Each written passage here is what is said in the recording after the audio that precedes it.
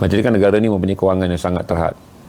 Itu keadaan dia lah yang ada. Sebab tu kalau tuan-tuan pergi mana, untuk kita di sini memang kena jaga betul lah kos. Kerana harga makanan yang mahal. Saya makan tengah hari tadi pun saya terkejut. $20. Biasa je nasi dengan kambing je $20. $17 lah, lebih kurang. Dengan air jadi $20. Berarti sekali makan RM80. Tapi normal lah sebab kalau 100,000 Liban, 100,000 Liban baru bersamaan dengan RM4 kita, kerana mata wang dia jatuh pernah mencapai 250% jatuh mata wang dia. Jadi duit cetak dia yang paling besar lah 100,000. Itu yang paling besar lah. Dan 100,000 bersamaan dengan RM4 Malaysia je, ataupun $1 USD, menjadikan kita bawa jumlah wang yang banyak. Tapi kalau kita tengok dekat mana restoran yang ada tu, semua tulis dekat situ mata wang USD. Berarti orang lebih mudah mengendalikan pembelian dengan mata wang USD. Walaupun kalau nak bawa libat, berarti kita kena bawa dalam jumlah wang yang sangat tebal. Jadi ada orang selalu sindir duit libat ni digunakanlah hanya untuk bayar duit parking ataupun minum kopi tepi jalan. Tak, saya Pesta Penang saya tak pergi. Pesta Buku Penang, weekend tu saya rasa saya balik Malaysia, saya rasa weekend ni saya kerja di studio lah. Sebab saya pesta buku yang saya attend hanyalah Pesta Buku Johor. Saya tak pernah pergi ke semua pesta buku negeri. Kalau saya pergi semua ni, tak mungkin saya dapat tumpukan kehidupan live saya di studio. Sebab pesta buku negeri-negeri ni ada 14. Tiap bulan boleh ada negeri yang menganjurkan pesta buku. Ogos je saya akan ada di Johor. Sebab waktu saya mulakan stream saya dulu tepi jalan, saya belum ada studio lagi. Pesta buku yang pertama approach dan bagi keyakinan pada Zahari Stream untuk jadi saluran stream rasmi Johor. Jadi sejak tu saya hormatlah, kerana ketika saya masih tak ada studio, saya masih lagi tepi jalan, mereka mengesan dan juga lihat kata okey, Zahari Stream ada potensi untuk menjadi streaming buku. Saya dapat. Jadi saya hadirlah setiap tahun sampai kata anda menghormati, kerana Johor adalah satu-satu negeri yang memberikan ruang kepada saya ketika Zahari Stream baru 4 bulan 5 bulan kami belum ada studio lagi. Sini baru masuk asal. Sini 5.51. Kita 5 jam di belakang tuan-tuan. Senangnya Lebanon, Syria, Turki dan juga Palestin adalah 5 jam di belakang Malaysia.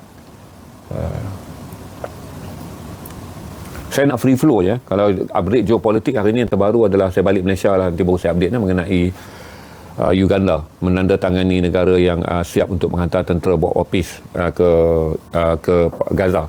Berarti usaha-usaha mengenai Gaza dalam buat opis dikembalikan, tapi saya tak fikir akan berjalan, kerana saya fikir Israel akan terus mengganggu usaha damai untuk membolehkan Gaza dibangunkan berdasarkan perjanjian yang dia dah tandatangani dengan yang telah Amerika tandatangani dengan negara penaja. Jadi walaupun hari ini ada berita baik, kononnya pasukan pendamai pertama akan masuk ke Gaza, tapi ada huraian di situ bahawa Israel akan menekankan kepada peletakan senjata Hamas. Jadi saya fikir tak akan mungkin tercapai.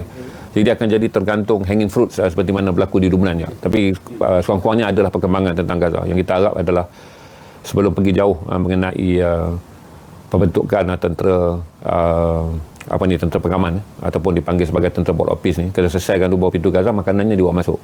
Kadang-kadang terlalu jauh pergi ke arah membina apa yang dipanggil sebagai Gaza yang bebas daripada Palestin, tapi kita lupa hari ke hari Gaza masih lagi menerima kurang daripada 50 truk bantuan makanan yang masuk sekarang, iaitu penjaminan 600 truk dalam fasa 1 pun saya masih mungkiri. Okey, saya free flow je. Kalau tuan-tuan ada rasa nak tanya apa, kita ada 1,800 orang. Saya free flow slow dengan tuan-tuan. Nanti bila balik ke Malaysia baru saya update tentang latest update daripada board office. Tuan-tuan dah boleh dapat di Middle East Eye. Tuan-tuan dah boleh tengok laporan ni dalam Al Jazeera. Tuan-tuan boleh tengok di semua foto-foto utama yang selalu saya maklumkan pada tuan-tuan mengenai bagaimana kita nak memburu maklumat yang lebih cepat, pantas di foto-foto yang sangat fokus pada isu Palestin. Tuan-tuan boleh masuk ke Wafa. Wafa pun dah keluarkan sumber ni. Kawan-kawan saya banyak ke Iran kerana menghadiri pengumian Ali Khamenei. Cuma saya lah sebab dah ada di sini. Lepas saya balik tu ke KL je. Alhamdulillah sihat. So ada apa-apa yang tuan-tuan nak tanya, free flow je. Sebab semalam boleh kita live dekat pasar tu kan. Memang saya rasa orang Malaysia mungkin cuaca sini panas, sama macam Malaysia. Dia 28-29 tapi rasa dia macam 32 Celsius. Panas kan. Dan saya beritahu pada tuan-tuan, gelombang haba yang melanda Eropah tahun ni adalah yang terburuk. Kalau tuan-tuan tengok laporan semalam 1,000 kematian di Sepanyol je semalam kan. Kita cek semalam Sepanyol kan. Yang kematian semalam Perancis. Perancis saja 1,000 kematian disebabkan strok haba. Di Sepanyol lah, okey. Gila Nuk kata di Sepanyol. Saya pun terkejut. Saya dapat tengok lintasan je. Saya tak banyak masa untuk tengok semua portal setiap 3 jam seperti mana saya lakukan di Malaysia. Tapi 1,000 orang strok haba. Dengan 40% adalah mereka yang menjadi mangsa strok haba di Sepanyol atau Perancis. Dua tu adalah mati di dalam rumah. Dan fenomena strok haba ni adalah orang yang letih di luar. Dia tak mati di luar. Tunggu bila dia balik ke rumah. Saya tengok semalam laporan 40%. Kenapa kadar kematian dalam rumah menjadi begitu tinggi? Adalah orang ni mati di rumah setelah terdedah kepada suhu panas di luar. Jadi bila balik barulah strok tu menyerang, menjadikan kebanyakan kejutan dalam peningkatnya kes kematian dalam rumah, iaitu 40%. Jadi ketika mereka keluar cuaca panas, mereka rasa mereka boleh survive, tapi balik rumah kesan dehidrasi barulah serang ketika berada dalam rumah. Saya harap di Malaysia okey ayah. Sebab tu tahun ni kalau tuan-tuan buka, kita tak panggil El Nino. Term baru yang mereka pakai, dia orang pakai sekarang ni adalah Super El Nino. Siapa yang Google sekarang ni, tuan-tuan akan tengok, kita dah tak panggil El Nino mulai 2026. Jangkaan musim panas yang sangat dahsyat ni diberi gelaran. Satu dipanggil El Nino Godzilla. Terminologi ni dipakai juga El Nino Godzilla, tapi saya lebih pakai terminologi yang nampak lebih akademik, dipanggil sebagai Super El Nino. Di mana Eropah akan mencapai tahap panas 40.1. Tuan-tuan boleh bayang 40.1 adalah yang pernah mencatatkan terpanas di Malaysia. Selalunya titik yang paling panas di Malaysia dapat 40.1 adalah Sepang. Tapi ada negara Eropah akan dapat 40.1 pada titik puncak. United Kingdom akan lalu bermula pada hujung minggu ni. Berarti pada Sabtu, Ahad, Isnin dipanggil satu minggu yang akan panas akan memuncak di United Kingdom.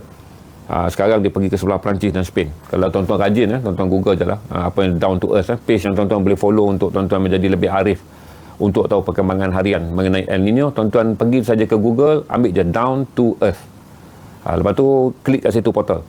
Tuan-tuan boleh lihat hari-hari. Down to earth tu bukanlah down to earth orang merendah diri, tapi down to earth adalah platform berita yang berkaitan dengan El Nino, cuaca dan juga segala laporan yang secara sainsnya kita boleh faham dan kita boleh pegang pada fakta ni. Tuan-tuan Google je start down to earth. Lepas tu tuan-tuan letak kat situ portal. Kemudian setiap hari tuan-tuan masuklah selidik, lama-lama Google akan jadikan dia sebagai partner dan dia akan hantar pada tuan-tuan kepada akaun masing-masing berdasarkan kecenderungan tuan-tuan sentiasa berada di sana.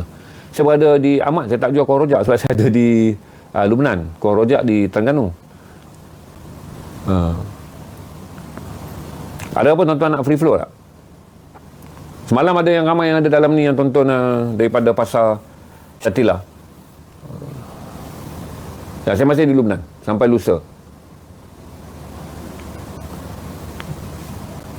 Lubnan di Beirut.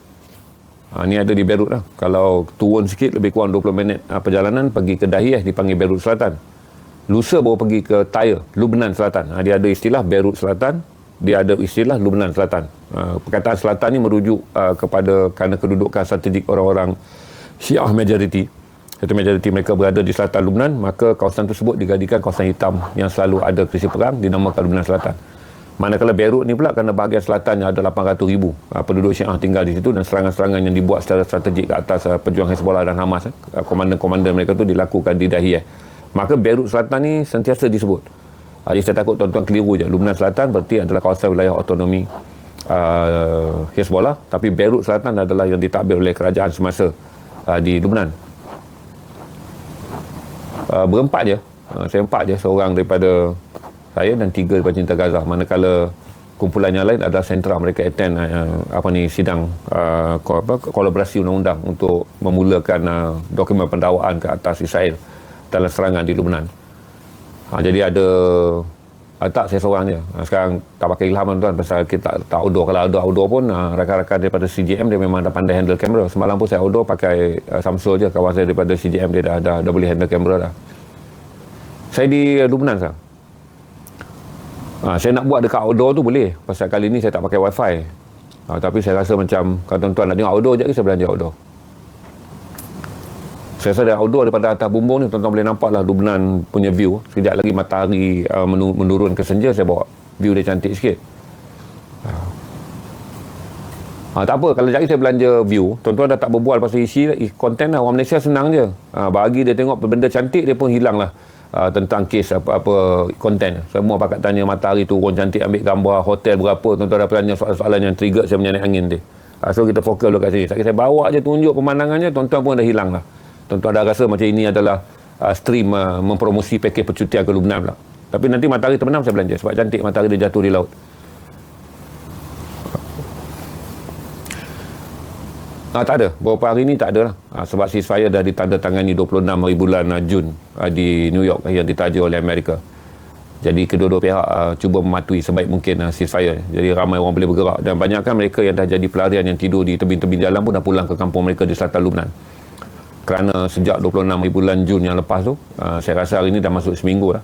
Ceasefire yang ditandatangani di New York di antara Presiden Michael Aoun dan juga wakil daripada Israel di depan wakil Amerika Syarikat. Ya, minyak diesel dah turun sayang. Memang semua orang tahu minyak diesel dah turun. Dia tak ada kena-mengena dengan statement saya harga minyak tak akan turun. Kerana tuan-tuan baru follow. Jadi bila tuan-tuan baru follow, tuan-tuan akan ingat statement harga minyak tak akan naik itu adalah statement penuh. Bukan, dia adalah satu daripada kenyataan panjang saya kepada langkah berjaga-jaga bagi memberi saranan kepada rakan-rakan ahli bagaimana mengendalikan kewangan dan mengendalikan perspektif kewangan mereka sepanjang tahun. Jadi kerana sebelum ni tak ada tanda-tanda perang ni akan selesai pada ketika perang mula berlaku pada bulan Mac, dan kemudian sebelum Amerika terpukul oleh gangguan ekonomi dan kegagalan mereka menjatuhkan rejim Iran, sebelum Amerika gagal mendapatkan bantuan 200 bilion daripada Kongres kerana Kongres tak nak meluluskan bajet baru untuk peperangan, barulah Amerika mengambil langkah menghentikan perang ni. Satu adalah kerana keperanan ekonomi dunia, yang kedua mereka sendiri tidak mendapat kelulusan daripada Kongres, kerana satu-satunya undang-undang Amerika yang menjadikan Presiden itu langsung tak ada kuasa adalah pindaan 1929, di mana undang-undang Amerika dalam pindaan 1929 seorang Presiden Amerika tidak boleh meluluskan sebarang bentuk biaya kewangan kecuali dengan kelulusan Kongres. Sebagai Presiden, Donald Trump boleh saja menjadi Chief of Command, dia boleh melancarkan perang, tapi kalau dia memerlukan dana baru yang tidak diperuntukkan, maka dana itu haruslah dibentangkan pada Kongres dan Kongres meluluskannya. Oleh kerana Kongres tak meluluskannya, hanya 48 anggota Kongres menyokong perang dan 52 menolak. Berarti akhirnya Trump mendapat gambaran bahawa adalah rumit. Dan yang kedua, bahawa harga minyak itu kerana Trump tak meneruskan peperangan kerana dia fikir pada peringkat awal dia berjaya mendapat rakan-rakan sekutu untuk membiayai perang, terutama rakan-rakan lama dia daripada Britain, Perancis, Itali, Jerman, Spanyol yang pernah bersama dengan mereka dalam perang kat Iraq pada tahun 2003. Jadi tak payah masuk dan cerita harga diesel turun seolah-olah dia satu kejutan, kerana ketika saya mengeluarkan kenyataan tu adalah macam saya bagi tahu pada tuan-tuan, bila kita ikut geopolitik ni, dia bukanlah tentang fatwa. Kata-kata penalisis bukanlah jadi sabda. Dia adalah pandangan yang berubah daripada masa ke semasa, yang tentu kena follow, yang dipanggil sebagai anjalan maklumat dan anjal, iaitu perubahan-perubahan yang kemudiannya akan mengubah keadaan. Ceasefire ni, saya untuk macam ni, tuan-tuan baca, saya nak ada rakyat setuju ke ceasefire ni macam ni. Setiap kali berlaku ceasefire ni, kita orang luar, kita bukan rakyat Lubnan, kita fikir yang terbaik adalah hentikan dulu pembunuhan. Berarti serangan, pembunuhan, kebeluran dan juga orang awam yang mati ni dapat dihentikan. Sama ada rakyat Lubnan bersetuju atau tidak, proses dia sangat panjang. Proses dia sangat panjang. Sebab tu saya tengok kan, orang tulis Michael Aoun, Joseph Aoun jual negara. Dia pun tak ada pilihan. Presiden Lubnan pun tak ada pilihan. Dengan nasihat yang diperolehi daripada sekutu politik dia, Nawaz Shahbaz, bahawa kena sign perjanjian ni. Sekutu politik dia juga, iaitu Nabih Berri, speaker dia, kata kena sign. Jadi mereka mengambil keputusan untuk sign untuk membolehkan perang tu berhenti dulu. Ketika pengumuman hari-hari bom diletupkan di selatan Lubnan, di Dahiyeh sampai ke di Nabatiyeh, dan dah 4,200 orang terbunuh sejak perang ni bermula pada bulan Mac 2026. Maka dia perlukan ceasefire. Jadi rakyat ni mestilah bersetuju dengan ceasefire. Cuma syarat-syarat untuk bawa kepada penyanyi, elektrik selalu putus kat sini. Tuan-tuan dapat line phone tapi elektrik tak ada, sekejap je, seminit. Ini adalah normal satu hari 10 kali berlaku, di mana sistem Lubnan di Beirut ni common. Kalau tuan-tuan duduk dalam lift waktu ni memang stres. Malah kawan saya terperangkap dalam lift, bila on balik lift tu lambat, kita terpaksa panggil pasukan, dia datang buka pintu lift. Tapi bagi dia orang normal terperangkap dalam lift ni. Tapi biasanya seminit lah paling panjang. Ni saya harap tuan-tuan yang baru masuk jangan komplain kalau gelap ni. Berarti kita minta bantuan matahari. Sekejap. Kita minta bantuan matahari sekejap. Kita ada balik. Ini common. Satu hari 5-6 kali berlaku. Ada sampai 10 kali. Sini panas. Untuk siang, sebab tu tuan-tuan tengok saya pakai kemeja banyak. Semua dalam video-video saya pakai kemeja. Panas. Dia sama lebih kurang macam 29, tapi rasa macam 32-33 sebab dia panas tepi pantai. Siapa yang orang Melaka, siapa yang duduk di pantai faham lah. Ya, 4 musim. Ni dia orang baru keluar daripada spring dan masuk ke summer. Tak ada apa pun KKB, saya baru start je. Okey, saya tunggu tuan-tuan free flow apa. Saya baru start kejap lagi. Bila matahari dah nak jatuh, barulah saya bawa kamera keluar untuk tuan-tuan lihat pemandangan matahari jatuh di tengah kota Beirut. yang kelihatan seperti Kuala Lumpur pada tahun 80-an, kerana perang yang panjang, siri kemusnahan yang banyak, ketidaktentuan ekonomi, kegagalan menarik pelabur kerana mereka sentiasa berada dalam keadaan tidak stabil, perang yang panjang dengan Israel selama 42 tahun menjadikan Lubnan ni kelihatan terhenti pembangunan dia pada tahun 80-an. Lubnan ni sebelum ni adalah kota yang maju bila dia merdeka tahun 46. Sebelum berlaku perang saudara tahun 75 sampai 90 dan Israel masuk campur dalam tahun 82 dalam ni. Dia adalah sebuah wilayah yang maju. Dipanggil sebagai Swiss in the Middle East ataupun Switzerland di Middle East, kota hub kewangan yang sangat penting sebelum diambil alih oleh UAE dan Qatar sekarang sebagai kota hub ekonomi. Ini dulu adalah hub kewangan, syarikat-syarikat perbankan dunia semua tumpu di sini untuk pelaburan di atas tanah benua Arab. Tapi bila berlaku perang saudara, kerana pembentukan perlembagaan dia itu menjadikan wujud fraksi berasaskan kepada agama. Satu adalah fraksi Kristian, mereka mendapat kuasa presiden. Fraksi Sunni Muslim mendapat kuasa Perdana Menteri. Fraksi Muslim Syiah, mereka mendapat kuasa speaker. Menjadikan kedudukan geopolitik dia menjadi sangat rapuh. Kemudian diburukkan lagi, inilah negara yang menerima banyak pelarian. Ada pelarian berdaftar Palestin 300,000 tapi secara totalnya 500,000. Dan mereka menerima pelarian daripada Syria. Ketika Syria mengalami gelombang Arab Spring, 1.2 juta orang Syria masuk kemari. Dan baru berundur kalau ikut data sekitar 300,000 orang. Jadi dengan kedudukan dia negara kecil, dia tak ada minyak, negara yang pertumbuhan ekonomi dia sangat sederhana, dia bergantung pada pantai dia yang panjang 1,200 km, pantai dia menghadap Laut Mediterranean, tapi tidak bernilai ekonomi bagi tourism kerana negara ni sentiasa berlaku kekacauan. Sebab tu bila saya masuk dulu bulan Ogos kan, nasib baik saya balik cepat, dapat orang dah bagi info balik cepat kerja, saya takkan ada tiket penerbangan keluar. Jadi macam ni kita ada keyakinan sebab ada ceasefire. Kalau tak ceasefire ni tuan-tuan akan dengar dentuman bom. Kemungkinan apabila serangan Israel itu jatuh dalam kawasan yang berdekatan dengan lapangan terbang, tutup lapangan terbang Beirut. Menjadikan orang rasa tak selamat untuk datang melancong ke sini walaupun pantai dia indah, pantai dia cantik. Dan kalau tuan-tuan pergi pada pantai dia, dia hanyalah pantai yang dikunjungi oleh orang-orang tempatan yang mampu beli apa. Saya dah pergi pantai dia di Tripoli. Tahu tak dekat pantai dia ada apa? Hanya ada jagung rebus, hanya ada buah-buahan. Berarti daya beli rakyat dia sangat rendah. Hanya ada jagung rebus yang dia potong, dia taruh lada hitam dan garam. Kemudian yang lain tu dia jual adalah buah-buahan. Menjadikan yang lebih mahal pada itu tak boleh dibeli oleh rakyat biasa. Kerana kos sara hidup yang tinggi. Jadi rakyat hanya keluar untuk bawa anak-anak bermain di pantai dan melihat pantai. Daya beli. Dan di pantai dia pun tak ada perniagaan yang bersesak-sesak. Kerana walaupun ramai di Tripoli pantai percuma untuk orang duduk dan menikmati suasana petang matahari jatuh dan kemudiannya mengambil udara. Rakyat dia pun tak ramai keluar. Rakyat dia ramai keluar tapi orang meniaga tak ada.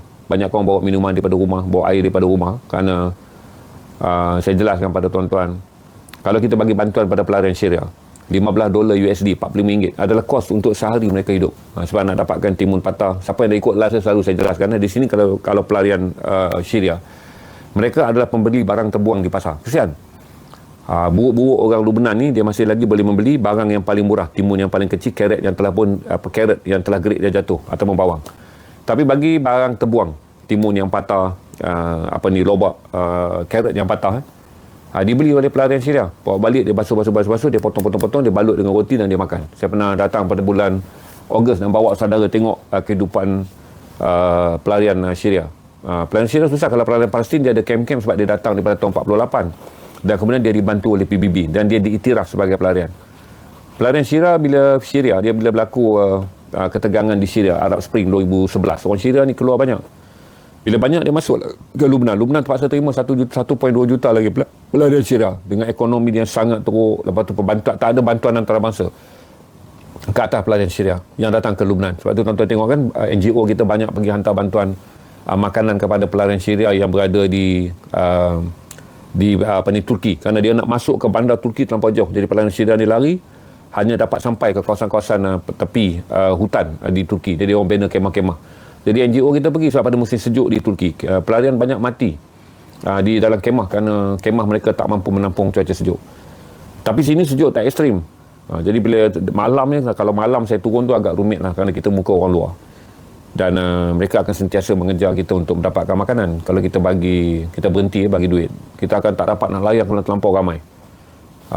Saya pernah datang beritahu pada tuan-tuan kan, satu hari tukar $600 USD pun tak cukup untuk bagi pada kanak-kanaknya. Dulu siapa yang ikut live saya waktu saya masih di FB, saya belum datang ke TikTok, iaitu pada bulan April dan Ogos 2024. Satu hari kita tukar $600 kepada duit $20, $20. Memang banyak, sangat ramai. Dan masih macam sama macam sekarang. Tadi pun ada kejar, ada budak kecil kejar dan cuba mendapatkan duit. Nasib baiklah kita perut Melayu, kita tak makan banyak nasi. Jadi kita dah cam dah budak tu. Jadi kita bungkuskan nasi tu, balik bagi dia ambil. Dia lega tengok nasi tu. Berarti mak dia tunggu dekat rumah. Dia sama seperti di jalanan Kuala Lumpur. Jadi bila dia tengok benda sama je, kalau kita bagi duit, dia beri makanan juga. Saya nampak dia gembira lah. Sebab nasi yang kita makan tak habis tu dalam keadaan masih elok, kita bagi. Berarti nilai nasi tu lagi mahal daripada $10 saya bagi kat dia. Kalau saya bagi $10, dia senyum kan. Dia senyum. Sebab $10 banyak. Tapi kalau saya bagi nasi tadi, nasi tu bernilai $20. Sebab saya bertiga je, kira-kira satu pinggan kita tak habis. Jadi dia rasa beban hari tu dah hilang lah, boleh nampak pada muka dia. Sebab kalau dia cari duit pun, duitnya hanya untuk beli makanan. Sebab semua orang-orang pelarian ni hidup dari hari ke hari. Sebab tu saya bagi tahu kata permasalahan orang Islam tentang pelarian bukan saja 126,000 orang pelarian Rohingya di Malaysia. Lubnan ni penduduk asal dia 8 juta je. Dia terpaksa menanggung 1.2 juta pelarian Syirah. Sekarang data baru 900,000. Dia ada lagi yang dah duduk di sini selama daripada An-Nakbah 1948 ketika orang Palestin dihalau, kemudian An-Naqsah 1967. Saya jumpa pelarian-pelarian daripada zaman An-Nakbah, salah seorang daripada NGO yang terkenal dekat sini, nama dia Kasim Aina, umur dia 80. Berarti bapak dia larikan dia daripada Safat di Palestin waktu Israel ambil tu, masuk. Itu dipanggil An-Nakbah. Itu hari di mana Israel membina negara haram dengan bantuan British. Kemudian An-Naqsah, mereka lari 1967 pula bila tebing barat ni diserang oleh Israel, apabila Israel nak meluaskan kawasan penaklukan dia ke atas Palestin. Jadi ada dua yang datang sini. Jadi kadang-kadang kalau kita jumpa orang Lubnan, dulu saya jumpa seorang yang buka futsal kan. Kebetulan saya tak ada tempat untuk bersembunyi pada hari bom tu. Jadi ada kawan saya kata, ini paling dekat, pergilah kat tempat kawan dia, tapi nanti minum kopi dan bayarlah sikit wang perlindungan pada kawan dia. Kami sembunyi dekat satu padang futsal private. Rupa-rupanya owner padang futsal tu adalah bukan holiday sayang. Tekan je Razali jamingan ni. Razali, kalau awak masuk dalam live saya dan kemudian awak ada masalah mental, awak janganlah komen bagi menampakkan saya bahawa awak ni gila moyan. Tak ada cuti. Datang sini adalah orang mengusahakan banyak perkara tentang signing. Awak hidup awak miskin, apa ke dana, awak tak ada cita-cita hidup. Awak bangsat yang tak berguna. Sebab tu awak tak ada orang nak gunakan awak. Kepakaran awak tak ada. Kebodohan awak saja yang awak jual. Di media sosial pun nampak bodoh. Kalau saya nak interview awak jadi NGO, datang ke sini untuk membantu pelarian dan juga untuk melaksanakan kerja kebajikan, mampu hidup balik, saya kata. Memang bangang mamak ni. Dilatih macam mana pun bodoh ni memang bodoh warisan. Yang terhasil daripada money daripada, saya dah cakap payahlah. Dia bukan percutian. Kerja di sini sangat berat. Itu menyelesaikan banyak masalah untuk orang Islam. Jadi kalau awak nama Razali, awak nak hidup sebagai jahil murakab, terpulang pada awak, tapi dengan murakabkan orang. Okey? Kalau awak dah dilahirkan dengan tak ada semangat cinta Islam, awak hidup hanyalah dengan sebagai seorang pembangsat agama. Awak nak ambil agama hanya letak dalam IC dan menikmati hak-hak sebagai orang Islam di Malaysia. Awak hidup je. Biar orang lain nak kerja. Okey? Ini bukan anak aku Razali dah. Ini nama dia Lahanatmu Razali. Okey?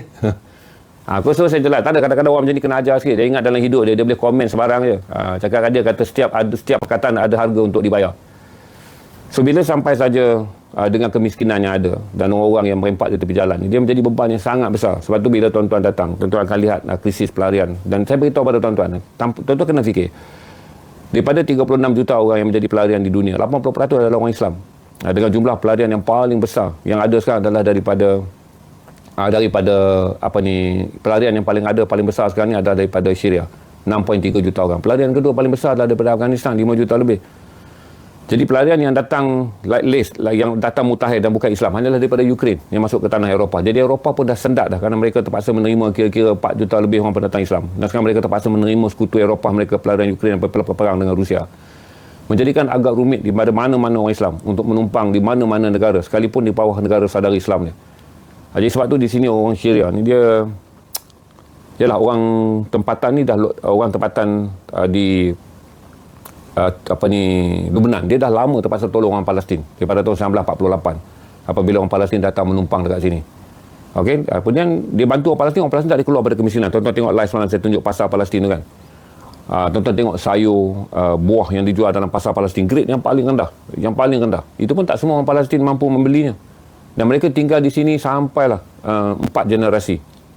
Di mana generasi yang semalam ganggu-ganggu saya dekat kamera budak-budak tu kan, nakkan perhatian kan. Itu adalah generasi yang keempat. Jadi dalam 10-15 tahun lagi akan lahir generasi yang kelima. Menjadikan saya ingatkan pada tuan-tuan bahawa salah satu daripada benda yang tak patut dibuat oleh Rara Tali ataupun seorang lagi masuk komen tentang holiday adalah kerana tuan-tuan tak pernah rasa bahawa pergilah menggembara dan bantulah saudara seagamamu. Nanti tuan-tuan kata pula dekat tempatan. Dekat tempatan ni tak ada masalah. Memang kita sentiasa melaksanakan banyak projek tempatan. Nanti kita panggil pula datang dekat tempatan. Saya sama Pak Futsal Scout lah. Dia pernah main bola di Malaysia. Dia main sekejap dengan KL City. Tapi dia nakkan gaji lebih. Dia pindah ke Malang United. Pasal Malang United di Indonesia kan. Jadi bila umur dia 36, dia bawa balik duit dan buka lah padang futsal. Dengan harapan dia boleh melatih dan membekalkan bakat muda daripada kalangan penduduk Lubnan. Dia buka setahun je. Habis duit dia yang selama 4 tahun dia cari dengan setahun dia bermain di KL City, 3 tahun dia bermain dengan kelab profesional Indonesia. Dia cari 4 tahun. Saya tak tahu berapa banyak duit tu. Dia kata dia run setahun je. Dia tak boleh dapat murid, dia tak boleh dapat penaja, dia tak boleh bayar liga tempatan dan akhirnya saya beritahu dekat tuan-tuan dia tutup. Lepas tu padang futsal tu terbiar. Jadi bila terbiar dia buat coaching pula. Dia buat coaching, dia nak rental padang futsal orang tak mampu. Dia buat coaching, buka tim bawah 12, tim bawah 15 dan tim bawah 17 saya rasa. Jadi bawa tim, dia bawa tim tu dia kata jadi susah je pasal bila dia bawa tim, tournament tak banyak. Hadiah tournament saya tanya dia berapa $2,000 USD. Hadiah tournament tu. Berapa lama tournament? 3 bulan. Jadi akhirnya dia tak boleh tanggung van untuk bawa pemain dia pergi, dia tak boleh tanggung yuran liga. Akhirnya tersadar gitulah padang futsal dia. Itu first saya jumpa dia. Bila dia beritahu dekat saya beginilah krisis yang menjadikan dia tak ada lesen coach yang besar. Tapi dia berharap lah. Dan dia masa saya jumpa, sekarang saya tak jumpa dia. Tapi masa bulan Ogos 2024 tu dia apply ke Vietnam dan dia apply ke Hong Kong untuk menjadi coach bola sepak. Sebab dengan pengalaman dia sebagai pemain profesional yang banyak bermain dalam liga profesional di Asia, dia harap dia dapatlah coach bola sepak. Berarti di Lubnan ni siapa saja yang mempunyai kemahiran dia akan keluar tinggalkan bumi Lubnan sekalipun seorang pemain bola sepak. Tuan-tuan tengok kan kita ada dulu Kelantan pakai striker daripada Lubnan. Siapa nama striker Lubnan yang main untuk Kelantan dulu? Tuan-tuan ingat zaman kemasyhuran Kelantan tu, Kelantan pakai satu orang striker daripada Lubnan. Siapa yang fan Kelantan sebab tu Kelantan masih kuat tu? Qadar. Semua tahu. Qadar daripada Lubnan. Jadi siapa saja yang mempunyai bakat di Lubnan ni dia akan keluar. Kerana kehidupan di sini sangat rumit. Kalau mereka mahir dalam bola sepak, mereka akan keluar dan bermain di luar daripada Lubnan kerana bermain dalam liga Lubnan yang sangat kecil, ketiadaan penajaan, ketidakstabilan ketenteraman menjadikan mereka terpaksa bermain dalam di bawah paras kebolehan dia orang.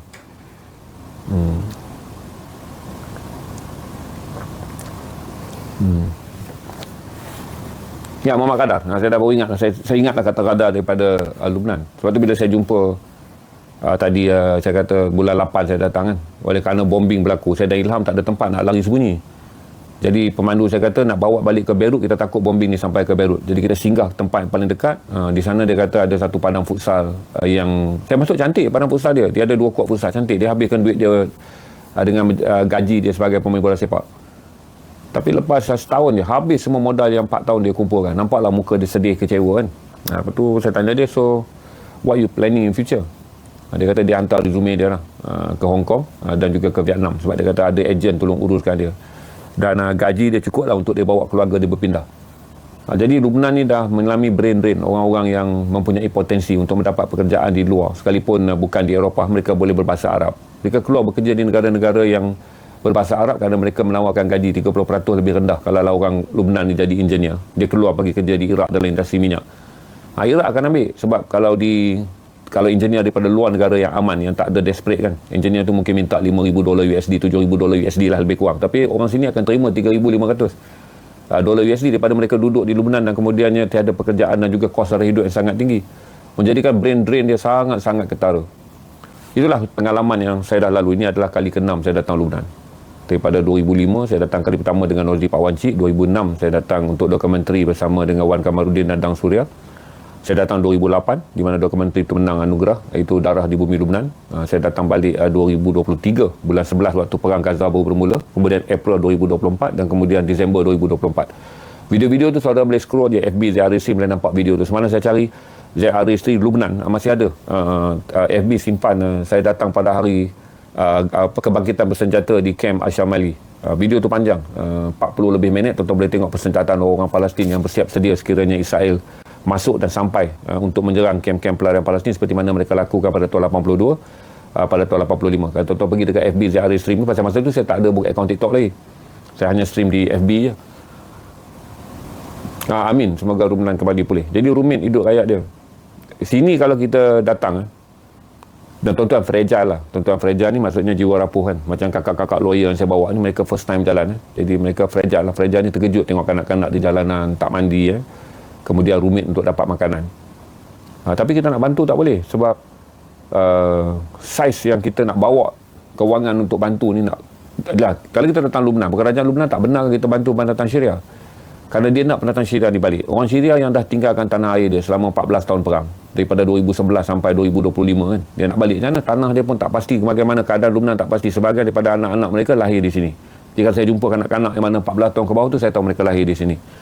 Yang mana capai usia 21, 22, mereka dah duduk di sini sejak usia 7 tahun. Mereka nak balik, rumah mereka dah musnah oleh bom apa semua masa perang besar nak menjatuhkan Bashar selama 14 tahun. Jadi dia rasa balik pun dia terpaksa mengemis, dan mengemis di Syria kata dia mungkin lebih sukar, maka dia kekal tinggal di Lubnan.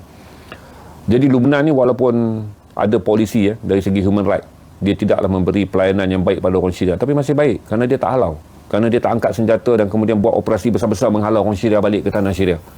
Sebab mereka masih lagi ada semangat, mereka adalah orang-orang Syam. Mereka hanya dipecahkan oleh British dan Perancis pada tahun 1917.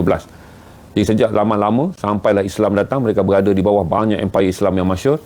Daripada zaman para sahabat, khalifah, agama Islam dah sampai sini. Kemudian daripada sampai pada tu empire Abbasiyah, Muawiyah sampai Abbasiyah sampai Seljuk sampai Ottoman. Mereka adalah satu negara.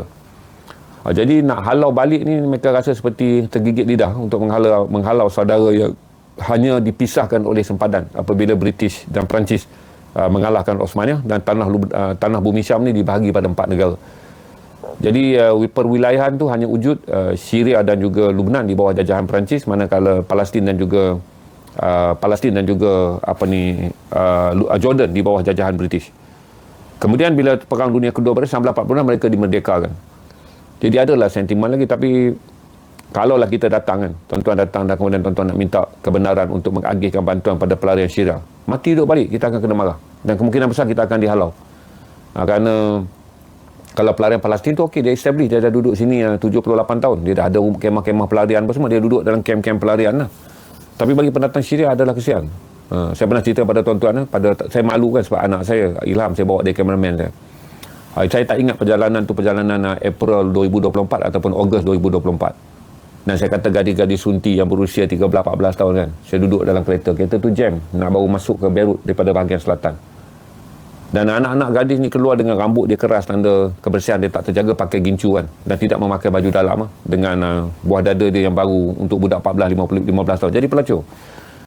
Jadi saya pun tengok, dan saya pernah cerita pada tuan-tuan dalam live, dia adalah satu keadaan yang sangat menyedihkan apabila kanak-kanak yang tak pernah pergi sekolah kerana mereka tercicir, tak ada sumber ekonomi, dan mereka sangat desperate malam hari, dan mereka keluar dan buat apa saja untuk mendapatkan makanan. Dia takkan boleh kaya. Dia hanya untuk makan je. Jadi saya bagi tahu, kalau tuan-tuan fragile, macam saya fragile juga. Saya mudah rasa runsing bila melihat keadaan ni. Tapi barangkali kerana dah 20 tahun lebih saya mengembara sebagai wartawan dan menghasilkan dokumentari dekat wilayah perang.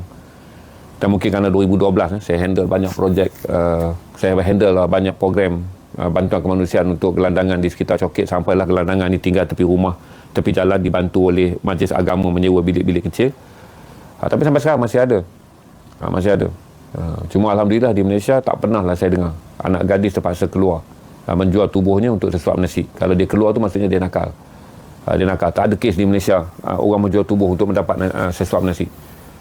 Jadi bila saya nak minta singgah, driver saya tak nak. Dia kata tempat tu memalukan. Dia pun faham lah, dia orang Lubnan, dia tak nak malukan orang Syria. Jadi ada lorong dia budak-budak je. Jadi dia kata tak payah. Dia ingat saya akan ambil gambar. Jadi dia tak faham, dia ingat saya sensasi lah akan merakamkan sudut hitam yang memalukan orang Syria. Jadi dia sebagai orang Lubnan, dia ada sejarah. Ini adalah saudara kita sewaktu British, sebelum British dan juga Perancis pecah belahkan kita. Jadi dia tak bagi saya turun ambil gambar.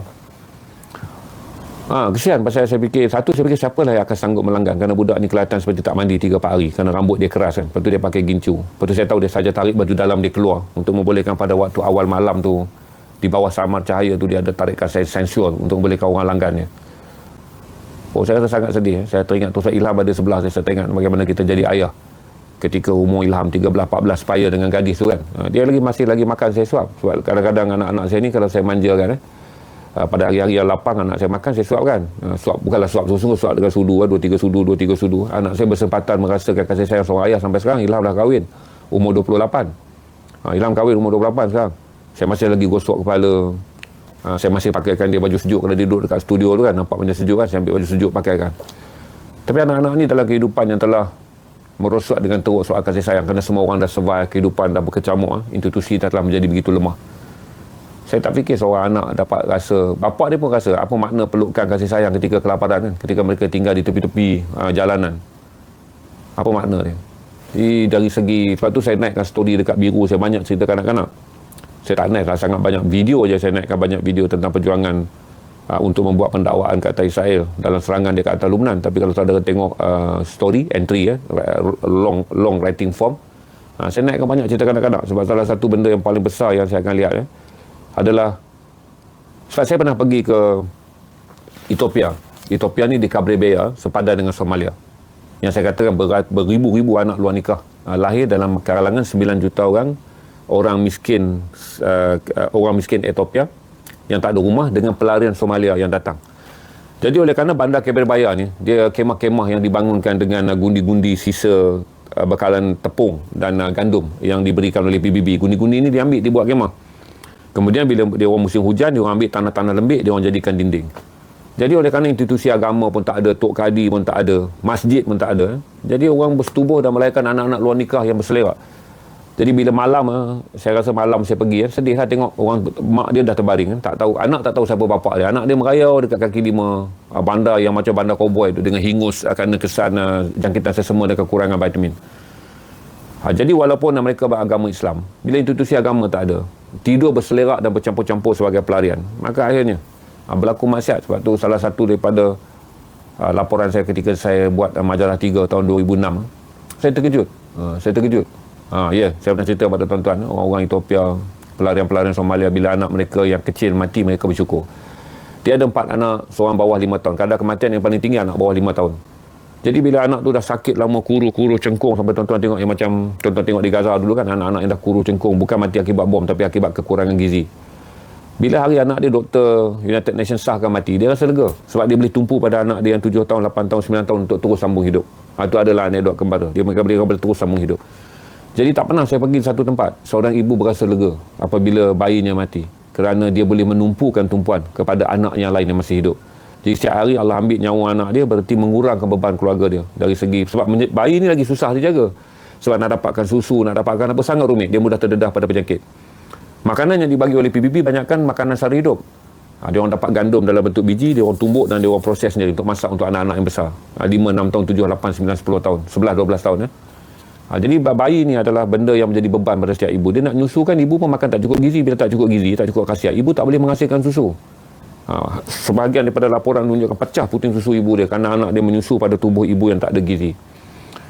Jadi pelarian ni paling sedih kerana Allah uji kita pada zaman kita ni. Paling ramai adalah orang Islam yang menjadi pelarian. Jadi kisah-kisah macam ni tuan-tuan boleh dengar lah daripada Ethiopia, di Somalia. Kawan-kawan saya pun banyak masuk Somalia. Kisah yang sama juga saudara boleh tengok pelarian yang orang-orang Afgan yang dipanggil displaced people, iaitu orang Afghanistan yang jadi pelarian tapi dalam bumi Afghanistan. Mereka terpaksa datang ke Kabul kerana di Kabul ni sisa makanan pun boleh makan.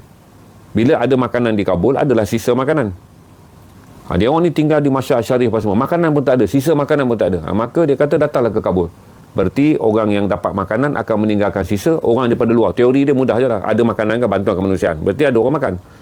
Bila ada orang makan, akan ada sisa makanan. Tuan-tuan kena faham kan, naratif ni bukan tuan-tuan duk bayang nanti sisa makanan dekat restoran. Tuan-tuan tolong faham tak saya bagi gambaran naratif ni. Apabila sebuah bandar seperti Kabul menerima banyak bantuan kemanusiaan, berarti penduduk Kabul ni ada makanan. Makanan nak pergi ke pedalaman agak rumit, kosnya agak tinggi, perjalanan agak jauh. Jadi mereka ni datang ke dalam bandar Kabul untuk mendapatkan sisa daripada jumlah yang telah diperuntukkan. Jadi ini menjadikan hal-hal yang ada di Kabul, macam kem-kem yang dibina di taman-taman bunga tu, masih ada. Sebab tu saya kata kalau tuan-tuan ada keprihatinan kepada agama, tapi susahlah saya pergi mana pun sama je. Dunia Islam ni kita pergi mana pun, seperti kata Syekh Abu Hasan An-Nadwi, salah satu masalah yang paling utama dalam menangani Islam pada era moden adalah Islam berasaskan bangsa. Bangsa ni maksudnya kita nak jaga Islam bangsa Melayu. Itu tak pada Arab jagalah, Afrika jaga. Sebab apabila navigasi ataupun sistem berasaskan bangsa, kita menganggap kita ni adalah Melayu Islam. Ingat tak, kita bukan Arab Islam. Kita bukan Afrika Islam, kita bukan India Islam, kita bukan Pakistan Islam. Jadi oleh kerana kata Syekh Abu Hasan Nadwi dalam kitab dia Kemunduran Orang Islam ni, salah satu adalah kesepaduan umat tu dah makin hilang. Kalau orang sebut umat pun, umat Islam di Malaysia berorientasikan Melayu Islam. Umat Islam di Indonesia berorientasikan orang Indonesia yang beragama Islam. Menjadikan krisis-krisis yang dialami oleh negara miskin makin diabaikan sebab semua orang nak menyelamatkan diri sendiri. Kita pun berfikir kan, kalau gaji kita naik untuk sport rim dan gaji kita naik untuk tinted kereta, kenapa kerajaan perlu membelanjakan bilion kalau nak hantar bantuan ke atas negara Islam? Kita pun marah. Kalau kerugian tu dapat diberikan kepada jalan raya baru, menghilangkan traffic jam balik ke Pantai Timur, boleh meluaskan jalan daripada Lebuh Raya Plus Johor ke Alor Star, kita ukur kenapa nak pergi hantar duit tu kepada orang Islam yang miskin di Lubnan, kenapa nak hantar duit kepada orang Islam yang miskin di Sudan. Kerana konsep dia sampailah begitu. Sebab tu kadang-kadang tuan-tuan tengok bila kerajaan umumkan bantuan, tambahlah kita sekarang berada dalam keadaan campuran, kerajaan campuran, dan suara orang bukan Islam juga kukuh, agak rumit untuk kita membuat keputusan yang sangat Islamik kerana sebahagian daripada kita akan menolak bentuk yang demikian. Itu menjadikan benua Afrika penuh dengan kesedihan. Tapi saya cari lama, saya tak dapat jawapannya hinggalah Kiri hantar dekat saya dan KKB dalam ni, dia ada dalam ni. KKB ni saran kat saya baca satu buku yang kata KKB telah mempengaruhi Ustaz Ibn Rejal. Saya tak pasti saya bawa ke tidak dia punya slide cover tu. Saya rasa saya tak bawa ke slide cover dia. Saya tak minta Ilham print kot. Ni buku ni. Saya tak bawa buku, saya bawa slide cover je. Jadi bila Mi KKB suruh saya baca, dia tebang baca buku ni. Ustaz Ibn Rijal kata buku ni banyak mempengaruhi dia. Jadi saya pun dapatlah buku ni. Buku ni saya bawa, dan saya ingat dah tak ada stok dekat saya. Habis aku Ilham kata itu hari last malam tu tinggal 12 buah. Saya bawa 200 buah. Agak tebal. Dan dalam buku ni, Syekh Abu Hasan Nadwi, seorang ulama Al-Quran yang sangat masyhur, pemikir Islam yang sangat masyhur. Dia lahir 1913, dia wafat 1999. Syekh Abu Hasan Nadwi menulis mengenai Islam dan nasionalisme. Bahawa salah satu daripada nilai keislaman kita ni merosot kerana orang kembali kepada agama tu adalah berasaskan pada bangsa. Dan tuan-tuan boleh rasa bila saya cakap ni. Sebab tu tuan-tuan akan rasa, katalah kita kata nak hantar duit, ramai akan menjerit macam sekarang. Habis ramai lagi orang miskin di Malaysia. Sebab kita nampak trend kan. Setiap kali lah katalah tuan-tuan nampak video saya pergi Aceh. Tuan-tuan saya delete. Tapi kalau tuan-tuan cari yang orang lain pakai, bawah tu mesti komen. Kat negara kita pun banyak lagi orang susah. Kat negara kita banyak lagi orang susah. Kemudian kita buat misi kemanusiaan. Kat bawah tu mesti orang komen. Dekat negara banyak orang susah. Dekat negara banyak orang susah. Sebab orang selalu mengatakan bahawa kenapa bagi kepada orang di Sudan, orang Islam di Malaysia pun susah. Sebab dia konsep dia adalah yang mesti diutamakan Islam berasaskan identiti bangsa. Islam bukan lagi berasaskan identiti umat. Maka kalau dalam bidang makanan kita berebut dan kedekut, tuan-tuan fikirlah besok kalau perang, kalau Malaysia ni serang, dia tak apalah, itu masalah orang Islam di Malaysia, dia selesaikan sendirilah. Sebab semua orang ingin menjaga kepentingannya. Dan hal ni bukan perkara baru. Kalau tuan-tuan baca dalam sejarah kejatuhan Empire Baghdad 1258 oleh Mongol, Empire Islam ni jatuh Mongol 1258 adalah kerana benda yang sama. Di mana waktu tu ada banyak empire Islam yang lain beranggapan Mongol sangat kuat. Dan dia orang percaya bahawa orang Tatar, orang Mongol ni hanya nakkan Baghdad je, sebab Baghdad lah empire yang paling besar. Waktu tu boleh saja empire lain menghantar tentera untuk membantu melindungi Baghdad daripada dijatuhkan oleh Genghis Khan. Tapi tak nak pergi sebab dia kata kalau terlibat dengan perang ni baik kita jaga tempat kita. Jadi 800 tahun kemudian jatuhlah pada zaman kita. Benda yang sama berkitar lagi, di mana bukan kata perang lah, saya kata bantuan manusia. Saya masih ingat lagi masa tu saya terkejut pasal saya tengah live dekat Aceh. Saya tak fikir jauh ni, saya tengah live kat Aceh dan saya tak minta dana daripada rakyat Malaysia. Pergi Aceh tu kita tak minta pinjaman daripada rakyat Malaysia. Pinjaman lagi, kita tak minta bantuan daripada rakyat Malaysia. Cuma kita nak encourage je orang tahu kata saudara-saudara kita di Aceh sedang susah. Banyak komen naik. Bila seorang start komen je, kenapa tolong di Malaysia pun susah. Nanti dia mesti pump komen. Triggered maksudnya seorang masuk mengumpan, yang lain akan percaya umpanan itu adalah benar. Sebab media sosial ni dipanggil sebagai nation algorithm. Seorang nanti masuk kan kata berapa pergi bantu sampai di Beirut. Kan di Malaysia banyak orang miskin, nanti dia akan spam banyak dekat bawah. Berarti mindset orang kita pun kita baca daripada komen. Sebab tu kadang-kadang komen ni seorang je komen jahat kan, kita akan tengok like dia banyak. Berarti dia trigger. Jadi secara algoritma kita dapat baca berapa ramai orang yang mempunyai perkongsian yang sama, dan selalunya yang akan trigger. adalah benda kenapa pergi buat dekat kita pun ada orang susah. Jadi kita akan bagi tahu kepada tuan-tuan, dia tak samalah orang susah di Malaysia dengan orang yang kehilangan akses pada makanan.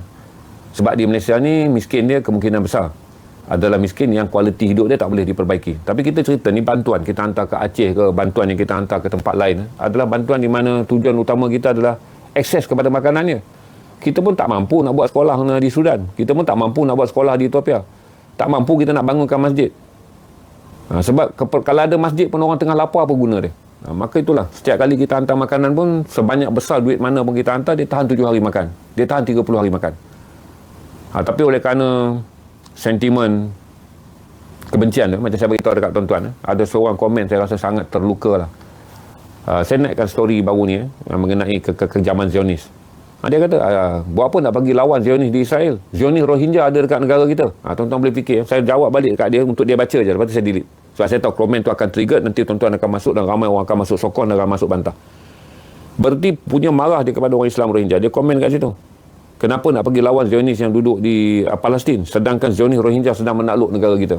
Saya tak fikirlah dia ni bodoh ke tidak. Tapi kalau saya biar lebih 15 minit, pasti akan ada tekan like orang lain masuk. Sebab orang menganggap bahawa begitu terancamnya kita dengan orang Rohingya, maka kita sebut dia Zionis. Saya nak jawab balik, kalau dah tahu Zionis, kenapa tak buat genocide? Itu saya fikir kata kerana kurang kefahaman dan tak banyak yang kita boleh fahami tentang nasib orang Islam ni. Sebab tu tadi saya adalah bertekak dengan lawyer-lawyer Malaysia lah. Saya kata kenapa saya masih kekal di Malaysia dan saya masih nak duduk Malaysia. Sebab saya kata saya sangat yakin dengan generasi Gen Z dan juga yang akan naik. Sebab generasi ni datang dengan mewarisi semua status sosial yang dimiliki oleh bapa-bapa mereka dah tak ada. Berarti dulu bapa-bapa kita ni ada status sosial. Geran Bumi Putera lah, dapat projek Bumi Putera lah, dasar Bumi Putera. Okey, dekat saya ni. Okey, dekat saya ni masih dapat generasi saya. Tapi anak-anak muda yang Gen Z ni dah tak ada dah. Duit ni telah dihabiskan, berbilion yang dipinjamkan tak dipulangkan balik, berbilion yang telah diberikan kontrak di Alibaba. Dan kemudian negara pun dah tak ada projek mega kerana kita punya perkembangan untuk membina projek mega dah sampai ke tahap maksimum. Kerana kita dah ada lapangan terbang antarabangsa, kita dah ada projek mega tak dapat dibuat, berarti pencairan dana untuk kontraktor Melayu ni dah tak ada. Maka budak-budak sekarang ni dengan degree yang mereka faham, berarti dulu satu kemegahan keluar dalam degree. Sebab tu waris wal budaya menunjukkan 9A ni budaya lapuk. Budak yang dapat 9A tu dah malu dah nak tayang 9A dia dalam media sosial. Mak ayah lah yang masih lagi duk berbangga dengan 9A ni, tayang 9A kan. Sebab bagi generasi yang mana tuan-tuan graduate 4 flat pun, budak-budak kalau lah siapa yang ni umur 25 tahun yang ada dalam stream saya, mereka yang 25 tahun ni tahu dah dia dapat 4 flat adalah rajin, dia belajar di universiti. Tapi bila keluar, degree dia tu tidak menjamin dia akan mencapai apa-apa yang boleh dia bayangkan sebaik kelulusan dia. Sebab dia kena survive, dia kena struggle. Dia tak sama macam dulu. Lulus dapat kerja government, kerja apa kan. Sekarang kerajaan pun dah stranded dah. 1.6 juta ni dianggap sebagai poket yang kerajaan tak mampu nak tanggung. Kita pun ada masalah nak bayar berbilion pada wang pencen. Menjelang 2030, 46 bilion untuk mereka yang pencen. Berarti bagi generasi yang humble ni, tuan-tuan akan keluar dengan humble. Berarti tak ada siapa tuan-tuan. Kalau tuan-tuan lepak dekat kedai kopi, kan mak tuan-tuan je cerita, kata tuan-tuan belajar dalam bidang tu, anak aku ni lulus tak payah bayar beasiswa. Tuan-tuan lulus, tapi tuan-tuan tak akan puas dengan kawan tuan-tuan because value tu dah tak ada. Sebab tuan-tuan akan tak kisah dengan tuan-tuan. Kalau lah dulu kan, kalau mak ayah tuan-tuan tahu result, tuan-tuan pun tak tahu result kat mak ayah tuan-tuan. Tuan-tuan dapat 4 pointer ke apa ke, tuan-tuan tak akan bagi tahu. Sebab tuan-tuan tahu nilai dia tak sama macam dulu. Dapat degree tu tuan-tuan akan struggle untuk dapat kerja. Dalam era di mana orang sekarang dah tak pandang tuan-tuan punya fresh graduate. Berapa pointer tuan-tuan dapat. They are looking for your character. Tuan-tuan boleh contribute tak kerja tu. Tuan-tuan boleh competent tak dalam kerja tu. Menjadikan generasi ni struggle sebab mindset dia dah tak ada safety. Dulu zaman saya ni safety. 5A, masuk asrama penuh. 6A, pergi sekolah agama berasrama. Pergi ke maktab rendah Saimara. Kita ada banyak benda yang kemudiannya semua dijamin dan ditaja oleh kerajaan. Tapi sekarang kan, jaminan kerja pun tak ada untuk tuan-tuan. Menjadikan saya tengok satu yang menjadikan saya sayang pada negara ni adalah kerana kitaran 4 generasi yang disebut Ibn Khaldun ni, saya minta izin pada Allah Subhanahu Wa Taala, semoga ya Allah izinkanlah generasi yang lahir pada 1998 dan ke atas dan ke atas 1998 dan ke atas ni, mereka lah yang kemudiannya akan mengembalikan daya saing negara ni. Mereka lah yang akan membalikan daya saing dalam negara ni. Doktor, saya tengah live. Okay. So mereka ni lah yang akan mengembalikan daya saing negara ni. Sebab tuan-tuan bermula dalam keadaan nothing yang guaranteed. Saya dulu dapat kawan-kawan saya dapat 5A pun dah kecoh dah. Kemudian SPM 9A dah kecoh, masuk universiti dah kecoh. Sekarang orang yang duduk universiti, keluar universiti, tuan-tuan pun tak bagi tahu kat kawan tuan-tuan. Tak ada tuan-tuan cerita 3 pointer dah. Aku 3.7, 3.8, aku dapat convert aku punya loan dan jadi beasiswa. Tuan-tuan pun dah tak cerita dah, tuan-tuan ini Petronas, aku best. Tak, tuan-tuan dah tak cerita dah. Because semua benda tu sekarang telah kehilangan nilai. Kerana daya saing yang baru. Dia tak sama macam petrol 80-an, 90-an, 2000-an. Sebab tu bila saya bagi tahu kerja Grab je. Saya bagi tahu kepada tuan-tuan kenapa beban me time saudara tinggi lah. Ni saya gurau sekejap lah kan. Kenapa budak-budak sekarang ni pergi beli kerusi mancing tu, parking kereta Proton upgrade, Proton Wira upgrade tu, ataupun ketam saya tak tengok banyak sangat. Saya tengok Honda Jazz dengan Proton Wira upgrade duduk tepi jalan kan, letak kerusi mancing tu, bancur kopi, kursi healing tuan-tuan. Kerana saya bersetuju, bukan dia membuang masa. Kebingungan hidup tuan-tuan menjadi bertambah tinggi. Kepada adik-adik Gen Z, saya boleh bagi tahu, kalau tuan-tuan tak bersetuju, bantah je lah. Tapi mereka yang berusia 25 tahun ke bawah, 30 tahun ke bawah, kenapa tuan-tuan mempunyai healing yang sangat banyak? Kerana tuan-tuan pun dah tak tahu dengan siapa tuan-tuan nak discuss kebuntuan hidup yang ada. Cerita dekat ayah tak faham. Ayah duk ingat, kau graduate, kau kerja lah, kau ni memilih kerja. Tuan-tuan pun fikir, memilih kerja macam mana kalau dah 1,700 sama dengan budak SPM di Kuala Lumpur pula. Tuan-tuan nak menyewa macam mana? Dapat 2,200. Mula-mula 1,700, tuan-tuan tak setuju, dapat 2,200. Tuan-tuan rasa baik bawa Grab. Jadi bapa saudara ingat, bapa tuan-tuan ingat, bawa Grab ni sehina pemandu teksi zaman dulu, iaitu orang tidak berkelulusan. Kenapa kau lulus dan masuk dalam bidang mikroelektronik, lepas tu kau jadi pemandu Grab? Kenapa kau lulus dalam bidang ni, kau jadi pemandu Grab? Sebab tuan-tuan beritahu bawa Grab 3,200. Lepas tu bapak saudara tak ada EPF. Bapak tuan-tuan bising kan. Tapi tuan-tuan tak ada cerita, kata dia dah tak sama macam zaman ayah fikir dulu. EPF. Sebab EPF tu umur 55 baru boleh ambil. Bil ni jalan setiap bulan. Tekanan untuk hidup ni berjalan setiap hari. Saya nak cerita pada orang tua-tua pun tuan-tuan rasa payah kan. Lepas tu tuan-tuan berceritalah dengan rakan sebaya tuan-tuan. Dia pun tak ada pengalaman nak bertukar pandangan dengan tuan-tuan. Jadi tuan-tuan pun duduklah kisah kopi tu, minumlah kopi tu. Bila tuan-tuan cerita dengan orang tua tak faham konflik hidup tuan-tuan sana sebab zaman yang berbeza. Tuan-tuan datang nak jumpa orang macam saya kan. Katalah saya singgah minum kopi kat situ. Mesti tuan-tuan jam. Alamak, orang tua ni berhenti pula. Sebab tuan-tuan rasa saya di outsiders. Saya akan mengulangi lagi trauma tuan-tuan ni. Tuan-tuan kata, dah lah kita nak lari pada trauma berbincang dengan golongan tua-tua yang tiap-tiap kali nak hukum kita. Golongan tua-tua yang tiap-tiap kali nak jatuhkan fatwa kat kita ni, malas memilih kerja, lembik, generasi strawberry. Tinggallah tengok saya berada dalam lingkungan kursi healing pun tuan-tuan dah rasa macam menyampah. Sebab tuan-tuan kata, tapi bila tuan-tuan duduk dengan rakan-rakan sebaya tuan-tuan, tuan-tuan takkan boleh cerita apa yang sedang terpendam dalam diri tuan-tuan.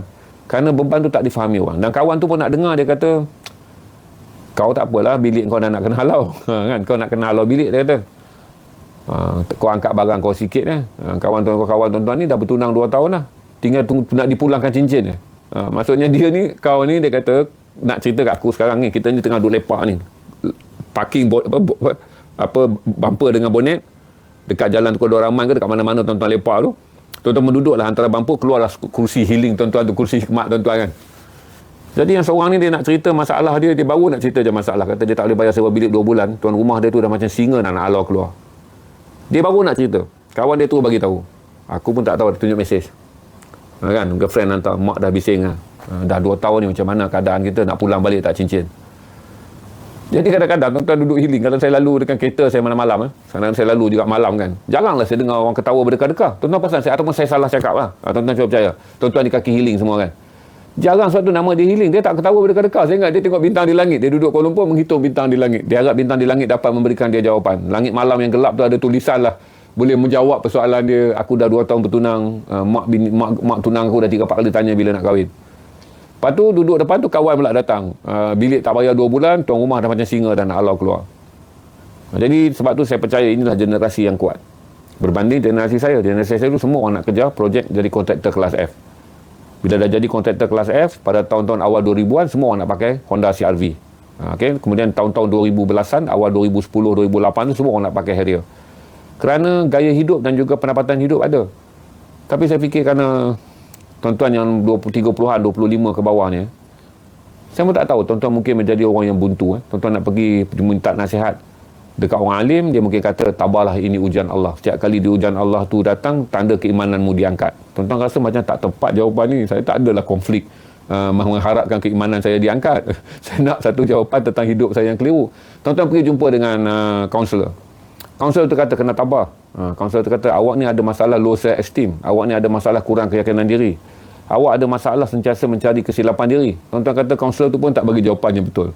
Itu masalah lain. Jadi lama-lama generasi ni akan kehilangan tempat. Jadi kan sebab tu saya kata healing ni adalah penting. Sebab kenapa tahu saya kata protes. Orang yang healing ni adalah gambaran protes yang tak disedari oleh kerajaan. Iaitu protes satu adalah tentang bagaimana mereka keluar dan mengharapkan kehidupan mereka ni lebih luas. Mereka dah protes kerana hidup mereka telah dipenuhi oleh beban dan tembok-tembok rumah dan apa semua. Jadi waktu healing berkata, sampailah satu masa saya cadangkan kepada PPS, buatlah benda yang glamour untuk anak-anak muda ni kan nak datang library. Keliling Tasik tu letakkan dalam kursi. Letakkan je kursi healing dan panggil dah budak-budak belanja kopi. Panggil dia orang healing day. Belanja dia orang buku. Saya tak pastilah healing keluar negara tapi tak jadi trend pun. Mungkin awak seorang je lah yang mampu. Tak ramai. Yang healing keluar negara ni generasi perasaan kaya. Yang dah sampai umur 30-an ke 40. Dia panggil middle ni. Dia yang pergi healing luar negara. Saya budak-budak muda dah tak ada. Dulu saja mereka kuat camping. Pergi ke tempat-tempat yang masa zaman Instagram. Sekarang dah tak ada dah. Yang ada sekarang 40-an lah. Orang yang dah bekerja, tak begitu berjaya dalam kerjaya, pergi bercuti luar negara untuk menggambarkan kalau kerjaya aku tak berjaya, takkanlah aku ada dekat Switzerland. Kan? Paksa diri supaya sebenarnya dia gagal dalam hidup, tak berjaya pun. Cuma orang tu percaya dengan mempamerkan diri dia bercuti di luar negara, maka dia ni dikelatan sebagai orang berjaya. Orang bercuti yang betul-betul duit banyak, dia tak tunjuk dalam gambar. Sebab nothing. Ini bercuti. Orang yang memaksa-maksa diri dia bercuti di luar negara untuk menggambarkan sesuatu, dia yang memaksa tu. Dia yang menekan-nekan tu. Nampak menekan-nekan dalam video, dalam posting dia tu. Untuk orang tahu, menekan-nekan kan. Siap cerita hotel dia duduk ni, tempat ni gini-gini. Menekan-nekan untuk orang tahu.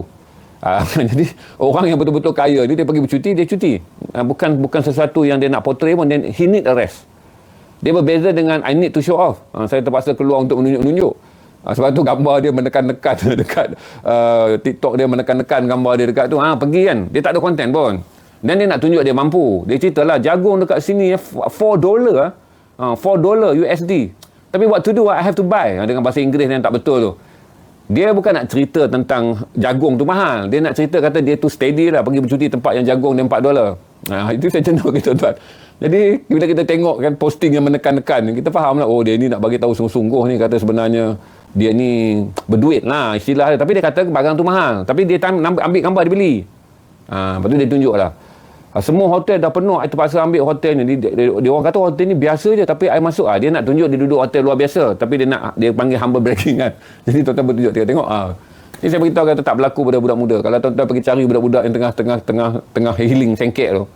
Tuan-tuan tanya dia bercuti. Dia maki tuan-tuan.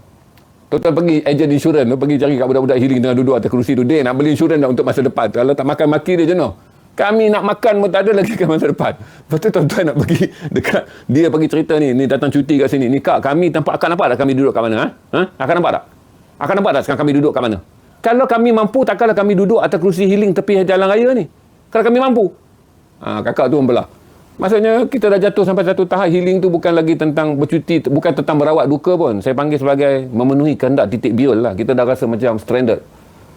Sebab tu tuan-tuan pergi pun tuan-tuan tak discuss dengan kawan tuan-tuan masalah, betul tak? Tuan-tuan selalu berdoa. Sebab tapi kalau di kalangan kawan tuan-tuan ada satu muka. Dia ni kalau datang je masalah. Dia ni kalau datang mesti cerita masalah. Tuan-tuan mesti pergi dekat situ tak posting. Sebab takut mat masalah datang. Betul tak? Tuan-tuan duduk. Tuan-tuan nak duduk aja. Kawan seorang tu buat kopi, tak buat apa pun. Ceritalah. Pasal itik ke pasal ayam ke kan. Lepas tu tuan-tuan takkan posting. Sebab apa? Jangan posting tau. Sekali mat datang. Mat mana? Mat problem. Siapa kalau datang mat ni tuan-tuan, dia duduk je. Kau tahu tak, aku dengan ini kerja ni, aku ni. Dia panggil mat serabut. Mat serabut. Tuan-tuan takkan posting lah. Sebab tu posting healing ni tak banyak budak-budak muda buat. Sebab dia menyampah takut. Kalau balik tak apalah. Kalau tengah-tengah tu dia takkan posting. Sekali sampai mat serabut tu. Macam dalam dunia ni dia ada masalah. Saya pasti banyak sebab saya tengok. Saya ada anak yang anak saya yang bongsu dah habis dah semester dia akan combo kan.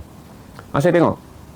Kerana dia pun ada rasa, dia macam ni dia rasa nak bawa kereta dia rasa malu. Ataupun saya tahu, saya cakap kat dia habis makan kat mana kedai-kedai mamak kan. Sebab dia nak bawa kawan dia pergi ikut pada standard yang bapak dia bagi duit, dia rasa malu. Sebab anak orang lain dah tak minta duit kat bapak dah. Saya bukanlah anak saya minta, saya bagi. Jadi saya faham bahawa anak saya merasa satu beban hidup pada dia kerana memiliki kereta. Satu beban hidup kepada dia kerana dia ada duit. Ketika kawan-kawan dia ni tak memiliki kemudahan yang sedemikian. Sejak tu saya faham bahawa tak macam generasi saya. Ayah beli kereta pun keluar tunjuk ke orang macam kereta sendiri. Dan saya baru faham, saya kata budak-budak Gen Z ni dia punya moral delivered very high. Dia pun tak mau fake life yang mana generasi saya tinggalkan. Kita tak mampu, kita berhutang banyak, kita tak mampu, kita beli rumah besar. Tapi saya rasa Alhamdulillah lah penyakit tu nampak hilang pada generasi muda ni, saya anggap 25 tahun ke bawah ni, kerana mereka kata buat apa tunjuk, semua orang tahu siapa kita sebenarnya. Dulu zaman saya tak ada benda tu, biar tunjuk walaupun orang tahu kita sebenarnya tak mampu, yang penting kita tunjuk, Jadi saya harap adik-adik yang berusia 30-an ke bawah akan selamat daripada penyakit yang ditinggalkan oleh generasi saya. Tak payahlah ambil benda menunjuk-nunjuk ni, menekan-nekan pada orang. Dalam hidup realiti, balik rumah makan mi segera, kan, buka peti ais ni ada kicap je. Ikan masin pun nampak macam tak berapa dah, kan, ikan bilis pun nampak dah macam tak berapa nak ada dah. Tak payahlah paksa. Sebab buanglah semua benda-benda yang ditinggalkan oleh abang-abang tuan-tuan, oleh bapak-bapak tuan-tuan, buang je lah.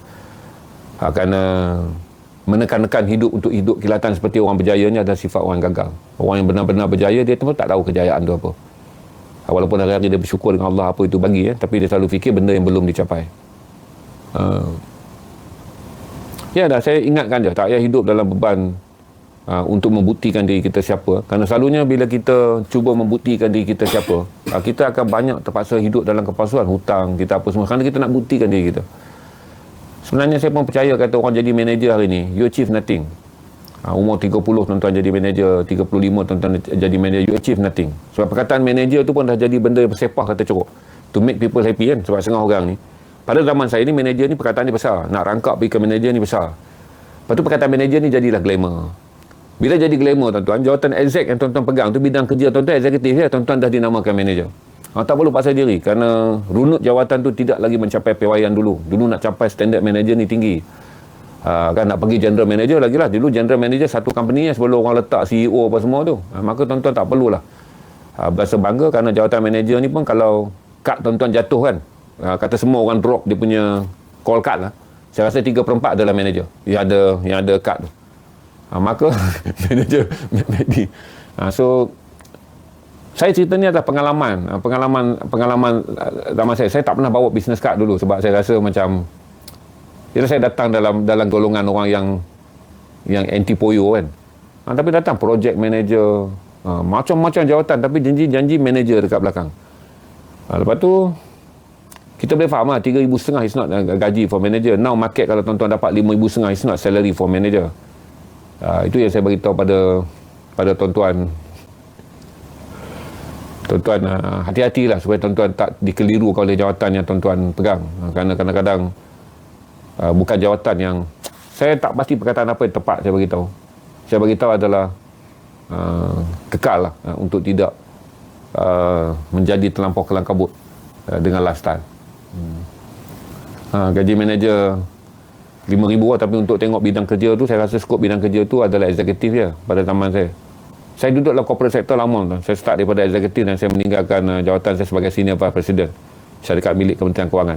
Saya bermula daripada company syarikat Melayu Konservatif Utusan, berpindah pada multinational company Astro, kemudian pergi kepada Urban Malay Company Media Prima, kemudian patah balik pada multinational company Astro, kemudian balik pada syarikat yang dana dijamin kerajaan, TV Hijrah. Saya dah lakukan semua benda dan saya nampak salah satu benda yang paling rumit di kalangan generasi yang cuma saya tak pernah kerja dengan Gen Z. Arif je Gen Z yang kerja dengan saya. Arif dia sajalah generasi muda, sebab saya mula buat last batch intake 2014-2015 belum saya bersara 2020. Jadi saya tak pernah rasa lah dengan generasi yang graduate tahun-tahun 2020-an, kecuali Arif je. Arif graduate 2021. Dia kerja dengan saya 2022. Saya dapat tengok lah generasi ni seleksi dia sangat kurang. Saya dapat tengok lah Arif admin malam dia groom very fast dalam company saya. Tapi saya faham kata manager speak gaji 3K tak habis lagi saya manager rumah tangga kau ibu Arwan kau manager. Tak apalah, kita habislah bab manager tu. Cuma saya nak beritahu kata bagaimana grade dan sebutan glamorous. Kadang-kadang satu jawatan tu dibagi pada tuan-tuan rasa dari segi glamorous, tapi dalam achievement hidup tuan-tuan tak achieve apa pun. Okey, ada apa-apa lagi tak tuan-tuan nak tanya? Sunburn pulih sikit lah kot. Lah tu mungkin masalah lighting kot. Tapi saya pun balik dah 2 bulan dah tuan-tuan. Balik daripada Sumut 2 bulan. Sini tu. Sebab saya pakai line yang bukan ni. Saya rasa saya boleh belanja view kat tuan-tuan sekejap.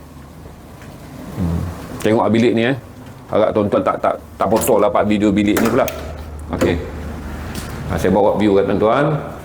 Matahari nak terbenam, cantik dah ni. Kebetulan kawan saya pula. Kawan saya tengah healing Saya ingat saya duduk dalam bilik, rupanya saya tengah bercakap 24 jam, kawan saya healing. Aduh. Rupanya dia datang healing lagi awal. Kawan saya datang healing. Healing nak tengok matahari terbenam. Okay, ni maksudnya Beirut ni di mana-mana tuan-tuan tengok pun laut. Nampak dah laut? Nampak laut kan? Sebab dia 1,200 km pantai tu. Negara ni adalah daratan dia bersebelahan dengan Israel Haram, bersebelahan dengan Syria. Yang lain tu semua laut. 1,200 km. Jadi tuan-tuan pergi dekat mana pun tuan-tuan akan nampak laut. Okey, tuan-tuan akan nampak laut. Inilah bandar dia. Dia adalah dibina di atas bukan gunung ganang seperti tanah berbukit bukau. Okey, cuaca okey sekarang musim panas. Kalau untuk orang tempatan, tu matahari dah mula nak jatuh dah. Matahari nampak tu matahari. Ni kalau bagi orang tempatan, hotel saya jauh pada Beirut. Kalau Beirut mahal tuan-tuan. Kita nak save duit ni ambil hotel ni je lah. 3 bilik $140 kot. Tu yang duduk bersempit-sempit tu. Tengok. 3 bilik pula dah, 3 katil bersempit-sempit. Boleh pergi je, saya rasa 10 minit kot kalau tumpang gas tu. Semalam saya lalu tempat tumpang gas tu dah dibangun, dah ditembokkan dah.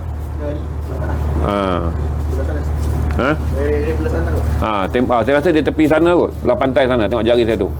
Sebab dia betul-betul dekat pantai. Dekat dengan kawasan padat kota dia, pasal negeri kecil. Dan Beirut ni 50% penduduk dia tinggal di Beirut. Beirut ada 4 juta orang. Daripada hampir 10 juta orang penduduk. Tadi saya perhati. Tengok bangunan tak siap tapi ada orang tinggal. Betul, bangunan tak siap kata dia, tapi dah ada orang masuk tinggal. Berarti dia mungkin projek terbengkalai. Kemudian orang masuk dan tinggal. Tadi tengok bangunan bangunan tinggal. Orang masuk dan tinggal macam rumah yang ada. Cuma tingkat atas tu sebab tak ada dinding, takut tergelincir. Yang lain dia orang pasungkan sendiri bangunan untuk duduk. Sebelah tu pun dah siap tapi terbengkalai. Mungkin kerana ekonomi terjejas, pasaran hartanah menjadi perlahan dan kemampuan orang memilikinya juga rendah.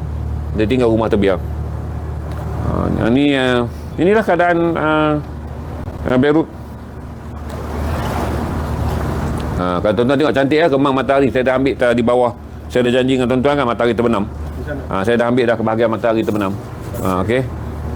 Saya punya keliru. Okey. Ni sunset yang betulnya di belah laut. Tu antara dua bangunan tu. Ada pula kawan saya mandi. Bukan kawan saya lah. Kawan lah tu. Tu sunset jatuh tu celah bangunan. Di celah antara dua bangunan tu matahari sedang jatuh. Saya tak pandai lah healing sunset ni. Saya kalau tak ada tuan-tuan ni, tak ada saya keluarnya. Saya akan menulis ataupun saya live daripada dalam bilik je. Panas sama macam Malaysia. Panas sama macam Malaysia. Itu lautan lah tuan-tuan tengok. Sebab tu bangunan-bangunan yang tak siap. Berarti sejak dia mengalami krisis ekonomi dan kejatuhan mata wang dia mencapai 250%. Macam saya bagi tahu tuan-tuan lah, 100,000 Liban. 100,000 Liban ni bersamaan RM4 Malaysia ataupun $1 USD. Lepas tu kalau tuan-tuan boleh tengok, semua rumah mempunyai, tengok saya tunjuk kan, apa solar. Semua rumah ada solar. Sebab bekalan elektrik macam saya tadi, panjang saya live dah sekali bekalan elektrik putus. Jadi dia orang mula pergi pada teknologi solar. Jadi solar ni perkara biasa. Kalau tuan-tuan nampak atas bumbung tu, tengok lama-lama, saya tak boleh zoom. Semua bumbung ni menggunakan solar kerana dia tak mampu menyediakan, dia menaik taraf kepentingan bekalan elektrik. Sebab tu tadi kita sambil kita live pun elektrik putus.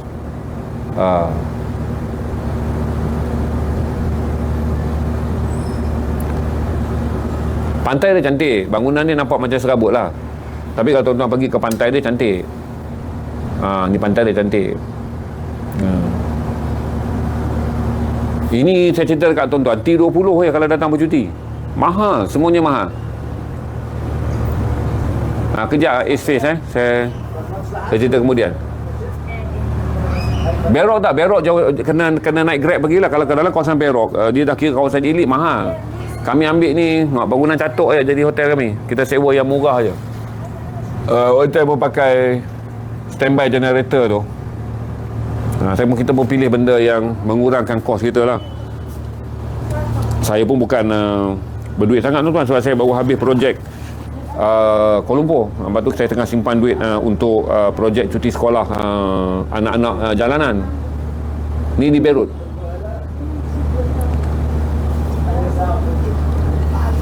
Jadi saya pun macam harga satu kebab dalam $6 lah, $6 ke $8 satu kebab. Mahal. Saya beritahu pada tadi, kalau tuan-tuan nak makan nasi, tuan-tuan kena standby lah. Paling murah $17. Itu pun kedai catok je, $17 nasi lauk kambing. Berarti mencapai RM70. Duit kita. Tadi saya dah banyak hari dah tak makan nasi. Jadi saya ajak kawan saya cari nasi. Kita jumpa dalam kedai biasa je. Nasi daging kambing dia tu dengan kuah chili blend dia. $17 USD. Lepas tu kita makan tak habis sebab portion dia besar. Lepas tu bila kita balik, kita bagi dekat anak jalanan Syria tu, dia senyum. Dia tahu kata nasi dia buka, tengok ayam kan, nampak dia kelang kabut nak balik rumah bagi adik-adik dia makan. Saya tiap-tiap kali saya bila kena ujian macam tu, saya akan rasa macam nasib baik ada kawan-kawan boleh gelak kan. Kalau saya dengar Ilham ni, mesti mata dah berair lah. Mesti dah berair lah. Saya di Beirut, Lubnan. Kita datang sini adalah untuk satu ada melawat tapak, satu adalah untuk Convention Central of Human Right Advocacy. Dan besok tim Cinta Gaza Malaysia akan melawat projek solar mereka. Mereka ada bangunkan projek solar dan tanaman agroponik. Jadi saya pergilah Tompang sekali kan. Sebab saya tak ada mission antarabangsa. Saya antarabangsa ni saya buat hanyalah untuk perjalanan dokumentari. Tapi kerana saya rapat dengan Cinta Gaza Malaysia, jadi saya nak beritahu pada tuan-tuan yang nak menderma bagi projek Cinta Gaza Malaysia ni, tuan-tuan boleh pergi saja ke biru saya. Saya lupa tujuan live ni juga untuk meminta tuan-tuan menderma untuk projek Palestin ni, kem pelarian Palestin, dan juga membawa dakwaan ke atas Israel menyerang Lubnan sebagai percemburuan antarabangsa. Jadi sentra Malaysia ni, lawyer-lawyer Islam kita, 7 lawyer Islam kita diketuai oleh Tuan Azril, 4 lawyer lelaki dan 1 lawyer wanita, serta dengan 3 lawyer wanita dengan 1 penasihat undang-undang yang terkenal, iaitu Profesor Datuk Rahmat Muhammad. Mereka berada dan bergabung dengan peguam-peguam daripada Perancis, daripada Lubnan, daripada Indonesia dan daripada Poland untuk proceed kes ni lah ke Mahkamah Jenayah Antarabangsa. Itu satu. Yang kedua adalah besok kita akan melawat satu kem pelarian Palestin. Saya rasa di Tyre, kem tu di Tyre. Saya rasa Burj Al-Shamaili nama kem tu, satu daripada 15 kem. Semalam saya live dengan tuan-tuan daripada kem pelarian Sabra Shatila. Besok saya akan buat daripada Burj Al-Shamaili, di mana di situ mereka buat projek solar untuk membolehkan rakyat Palestin ni sekolah dia boleh buka malam. Tyre ni dah masuk dekat zon perang lah. Tapi oleh kerana tak ada peperangan dalam seminggu ni, kita doa insya-Allah lah kita akan ke sana dalam keadaan tanpa letupan bom. Sebab kalau dia orang nak bombing Beirut, dia akan lalu melalui Tyre. Dan kalau mereka bombing Nabateeh, berarti Tyre juga terdedah untuk jangkitan pengeboman. Tapi ceasefire dah berjalan sejak 26 Jun. Lepas tak ada lagi lah nampak Israel melanggar ceasefire ni. Jadi kita pergi untuk menambah tingkatan bantuan kepada pelarian Palestin dekat sini untuk membolehkan. Satu adalah solar tu terus dihidupkan untuk klinik, solar tu dihidupkan untuk kepentingan sekolah, dan yang last sekali tu agroponik lah, untuk membolehkan orang Palestin ni menanam sayur untuk sara diri. Itu je lah tujuan besok. Jadi tuan-tuan pergi dekat FB saya, nanti tuan-tuan tengok semua posting saya tu, dekat komen ada ruangan untuk tuan-tuan menderma untuk Cinta Gaza Malaysia. Tuan boleh derma je lah. Itu kerja saya adalah saya berkongsi pada tuan-tuan konten. Saya tak jual buku ketika saya mengembara. Saya hanya mempromosikan projek untuk tuan-tuan membantu Cinta Gaza Malaysia meraih dana bagi membolehkan kem pelarian Palestin ni. FB saya nama sama je, Zia Arif Stream. Pergi dekat Zia Arif Stream ni FB, tuan-tuan klik je, tuan-tuan akan nampak video posting story saya. Walaupun FB shadow, kerana FB bila dia baca perkataan Lubnan, dia baca perkataan Syria, ada perang apa semua, dia dah anggap konten tu konten keganasan. Tambah video saya pula kan. Kalau dekat TikTok ni pun ada juga, tapi tuan-tuan tak nampak video saya kat TikTok kerana shadow. Sebab saya pergi ke tempat pengeboman yang mensyahidkan Syekh Hassan Nasrallah. Ada tempat yang mensyahidkan Salah Haruri, pemimpin Hamas, komandan Hamas tertinggi di Lubnan ni. Tapi oleh kerana TikTok ni baca kandungan dia nak yang light and easy, kandungan yang dianggap complicated, dia tak mau terlibat, jadi dia shadowkan konten tu. Jadi tuan-tuan pergi ke FB saya, tuan-tuan tolonglah dana. Tapi saya ucap terima kasih, sebab semalam waktu saya live daripada camp Sabra Shatila, 12,000 tuan-tuan derma. Terima kasih daripada Sabra Shatila semalam 12,000 jumlah derma yang tuan-tuan bagi. Di Sabra dan Shatila mereka barunya minta projek, iaitu satu adalah maafkan saya Tuan Haji, SS ada apa, kita pergi Sabra Shatila ni, mereka minta projek, bukan minta projek macam Malaysia. Mereka minta kita bantu projek mereka bagi sekolah-sekolah mereka yang dah ditutup. Pasal anak Palestin di sini macam pelarian. Lepas tu UNRWA ni, United Nations World Relief Agency, dah tak ada duit nak bantu kerana banyak pelarian di seluruh dunia. Jadi dana untuk membantu pelarian Islam ni dah tak banyak. Jadi macam saya cakap dekat pasar sekarang lah, apa jadi dengan budak-budak ni kalau mereka tak dikembalikan ke sekolah? Walaupun sekolah mereka tu ada sekolah yang mereka tak boleh balik ke sekolah Lubnan, sebab Lubnan pun susah, mereka kena pergi ke sekolah yang orang Palestin sendiri bangunkan. Ya, 30k dah, Alhamdulillah. Bagi dia naik. Tolong tu derma je. Siapa-siapa yang ada RM10 tu derma je lah. Untuk membolehkan besok kalau kita pergi tu, kalau solar yang paling penting lah, untuk membolehkan satu adalah bil elektrik mereka direndahkan daripada orang Palestin bayar duit bil elektrik. Kenapa projek solar ni dibuat? Adalah bagi membolehkan sekali je kita bantu solar, mereka maintain, mereka buat maintenance. Jadi mereka tak payah bayar bil elektrik. Duit tu yang kemudiannya mereka boleh gunakan untuk kos sekolah anak-anak dia. Sebenarnya dalam merancang strategi strategik untuk bantu orang Islam ni tak banyak. Dia bukan sampai hantar duit je. Kita rendahkan kos operation mereka, dan duit lebihan yang selama ni mereka bayar kepada kos facility mereka boleh gunakan kepada kos pendidikan. Itu tujuan kenapa kita nak pergi naikkan solar di camp tu besok, bagi menjadikan jumlah dia lebih banyak pengguna di kalangan pelarian. Syamaili ada 26,000 orang pelarian. Berarti lebih kurang dalam 2,000 ke 3,000 keluarga lah kot. Supaya mereka dapat jimatkan duit. Itu tambah projek solar lebih besar. Lepas tu kita tengoklah benda-benda agrotani tu senang. Agrotani ni bukanlah untuk bekalan penduduk dalam secara keseluruhannya. NGO ni bila kita dah bagi, kalau kita nak hantar duit tiap bulan jenuh, kita mulakan projek agrotani. Jadi mereka boleh jual hasil pertanian tu, duit tu mereka ambil, mereka boleh taja sekolah mereka yang mereka nak bayar tu. Satu rental sekolah, bantuan kepada kanak-kanak yang tak mampu datang sekolah. Mereka tahu projek ni cuma nak dapatkan modal je. Mereka perlukan bantuan daripada kita semua. Jadi kita bantulah apa yang kita mampu. Tuan-tuan dapat pergi ke FB saya, masuk dah sekejap, ataupun lepas ni tuan-tuan masuk, tekan je link. Dalam semua story dia posting atas tu semua ada link. Dekat komen tu Arif dah letak link. Dekat TikTok pun ada. Sebab tapi cuma dekat TikTok video saya tak jalan. Kalau tuan-tuan masuk bagus, dekat TikTok dia ada shadow link. Tuan-tuan pergi dekat shadow link. Dekat TikTok saya baru naikkan 2 video. Dua-dua video tu Arif ada letakkan link, tapi kena shadow, tapi tuan-tuan masih boleh nampak. Tuan-tuan tekan dan derma je lah. Ada apa tuan-tuan nak tanya? Tadi anak autism tu apa nasihat? Saya ingat saya berada di Beirut, tapi sampai tengah ada 3,000 lebih orang ni. Saya tunjuk kat tuan-tuan lagi matahari. Tuan-tuan nak tengok lagi sekali matahari kan? Ni dia dah sampai ke beg kuning tak naik tau. Saya tak naik buku hari ni. Kalau tuan-tuan nak, tuan-tuan beli daripada showcase lah nanti. Alamak, sekejap. Okey, saya naikkan balik. Ni pemandangan petang di Lubnan. Berarti bahagian yang atas tu adalah yang masih lagi menerima cahaya matahari. Bahagian yang bawah dah mula menerima bayang-bayang. Itu Laut Lubnan. Berarti Lubnan ni sepanjang tanah dia pantai 1,200 km. Dia adalah negara yang memanjang. Jadi bahagian sisi kanan, sisi timur dia tu, sempadan dia adalah negara haram Israel, sempadan dia adalah Syria. Manakala seluruh sisi barat dia tu adalah laut. Kalau Malaysia ni keliling kita laut kan, hanya segeting kera je kita sambung dengan Thailand. Yang ni tak, dia sebelah menuju ke bahagian Jazirah Barat je. Dia adalah laut. Panjang 1,200 km. Tadi matahari di antara dua celah bangunan tu, matahari dah mula nak turun. Dah mula nak turun. Inilah kota Beirut yang padat. Dia berbukit-bukit. Saya bagi tuan-tuan tengok lama, nampak tu teluk pantai belah sana, dia naik bukit, nampak rumah-rumah penuh atas bukit. Sebab tanah dia ni ada tanah berbukit-bukau. Dia dulu tak ada orang buka tanah ni. Tapi ada seorang nama Saint Marinette. Apabila datang sebelum Islam datang, apabila datang maharaja daripada Rom, kemudian dia nak memaksa orang-orang Kristian yang pada waktu tu menukar agama dengan bertuhankan pada Raja Rom. Jadi orang-orang daripada Palestin tu lari lah, buka tanah ni. Orang Kristian di masa tu Islam belum sampai. Tanah-tanah ni dibuka atas bukit-bukau. Kemudian seketika dia belum lagi dinamakan Lubnan. Kemudian Islam sampai tahun 636 melalui Saidina melalui zaman Saidina Umar Khattab, yang kemudiannya tak sampai sini lah, sempadan Hom. So adalah sempadan Hom tu, daripada sini dia ke Syria, sempadan Hom. Itulah bandar terakhir yang ditewaskan oleh Khalid Ibn Walid. Kemudian orang pun terimalah Islam. Jadi sebab tu akar umbi Kristian di sini agak kuat, kerana itu dipanggil Kristian Marinette, kerana dia berpandukan kepada Saint Marinette yang meminta mereka ni. Pokok ada.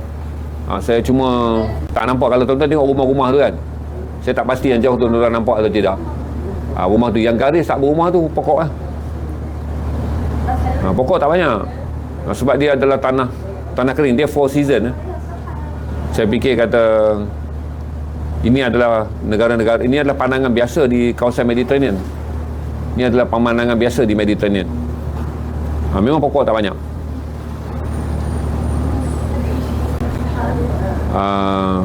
Jauh ke dengan kawasan serangan Israel? Saya rasa kalau Israel bom, dia akan bom sampai ke selatan Lubnan situ. Selatan Lubnan di belah sana. Kira-kira 8 km je nak pergi Dahiyeh. Kalau dia bom Dahiyeh, di sini gegaran dia akan sampai lah. Banyak rumah di Beirut. Sebab dia kota yang paling padat. Kalau tuan-tuan tengok dekat wiki ataupun dekat searching AI dia kan, dia beritahu 50% seluruh penduduk dia ni tinggal di sini. Jadi memang padat bahagian Lubnan ni. Memang padat bahagian Beirut ni. Okey, tuan-tuan pergi terma dulu sambil saya belanja view Beirut ni, bagi tuan-tuan tengok pantai dia. Saya kalau tak kena tuan-tuan, ini kali pertama saya keluar duduk kat sini. Satu hari-hari pagi dah meeting.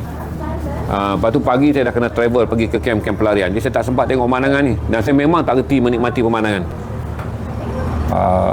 Bagi mereka yang kaki bercuti, mungkinlah tuan-tuan rasa seronok kan. Bagi tuan-tuan yang suka bercuti. Tapi bagi saya yang tak reti apa itu laut dan tak reti apa itu gunung, tak reti apa itu pemandangan. Saya tengok semua tempat indah ya. Kalau tak, saya pun tak keluar dekat sini. Sebab tadi saya dah janji, kerana tuan-tuan nak tengok outdoor. Selalu kalau saya pergi travel luar, saya akan belanja tuan-tuan daripada Laut Mediterranean outdoor. Ni pun saya belanja. Tapi kalau saya sendiri, saya tak reti. Boleh ke Camp Malbat, tapi kita nak kena urus secara rasmi. Jadi kita tak mohon kalau nak datang ke Malbat di Markabah kan. Kita kena minta kebenaran daripada Kementerian Pertahanan. Tapi kerana kita tak buat perjalanan, pasal perjalanan ni dah usual yang selalu kita buat, iaitu menziarahi kamp-kamp pelarian Palestin. Jadi kita turun ke kamp Palestin. Cuma kebetulan di sini ada conference dekat Marakah. Marakah dekat Litani tu. Kalau kawasan Malbat tu pun tegang je. Marakah tu okey kata Tuan Haji. Bombing masih ada. Bombing masih ada. Marakah masuk lagi dalam garis yang selalu kena bom. Okey.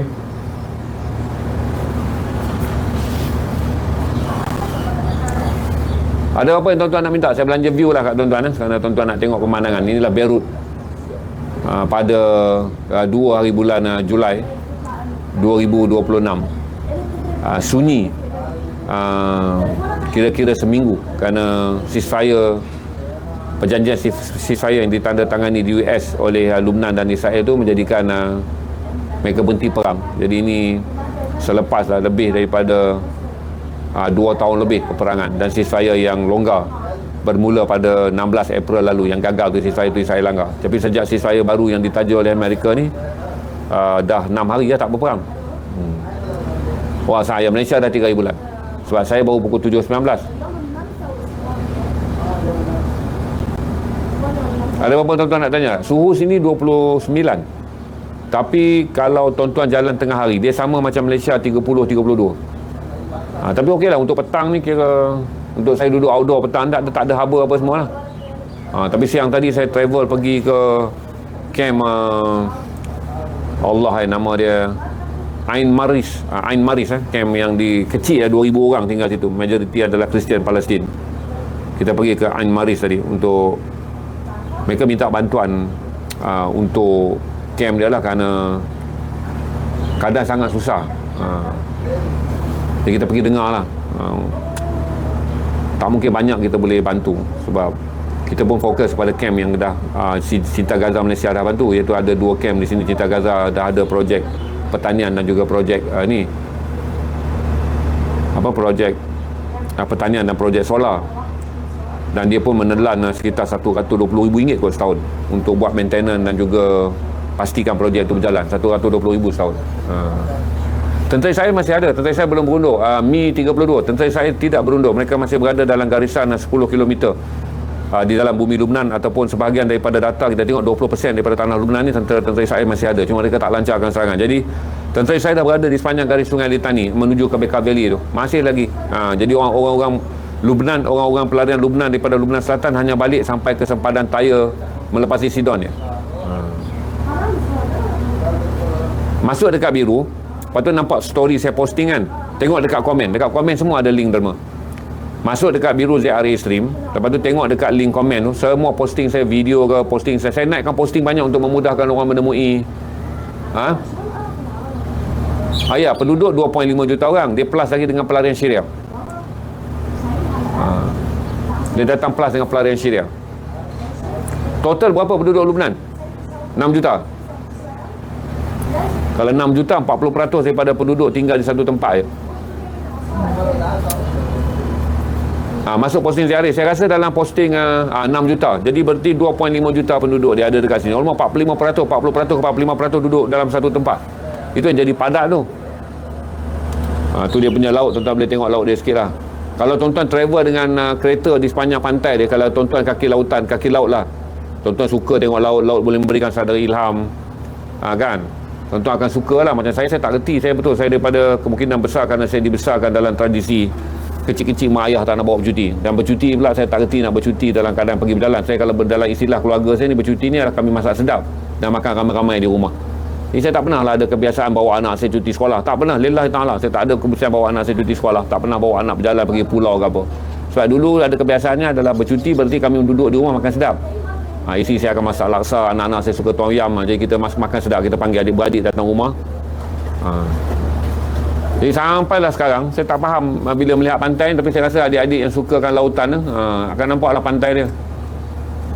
Begitu bila kita tua tuan-tuan, kita tak mungkinlah perlu banyak perkara yang kita kata healing ni.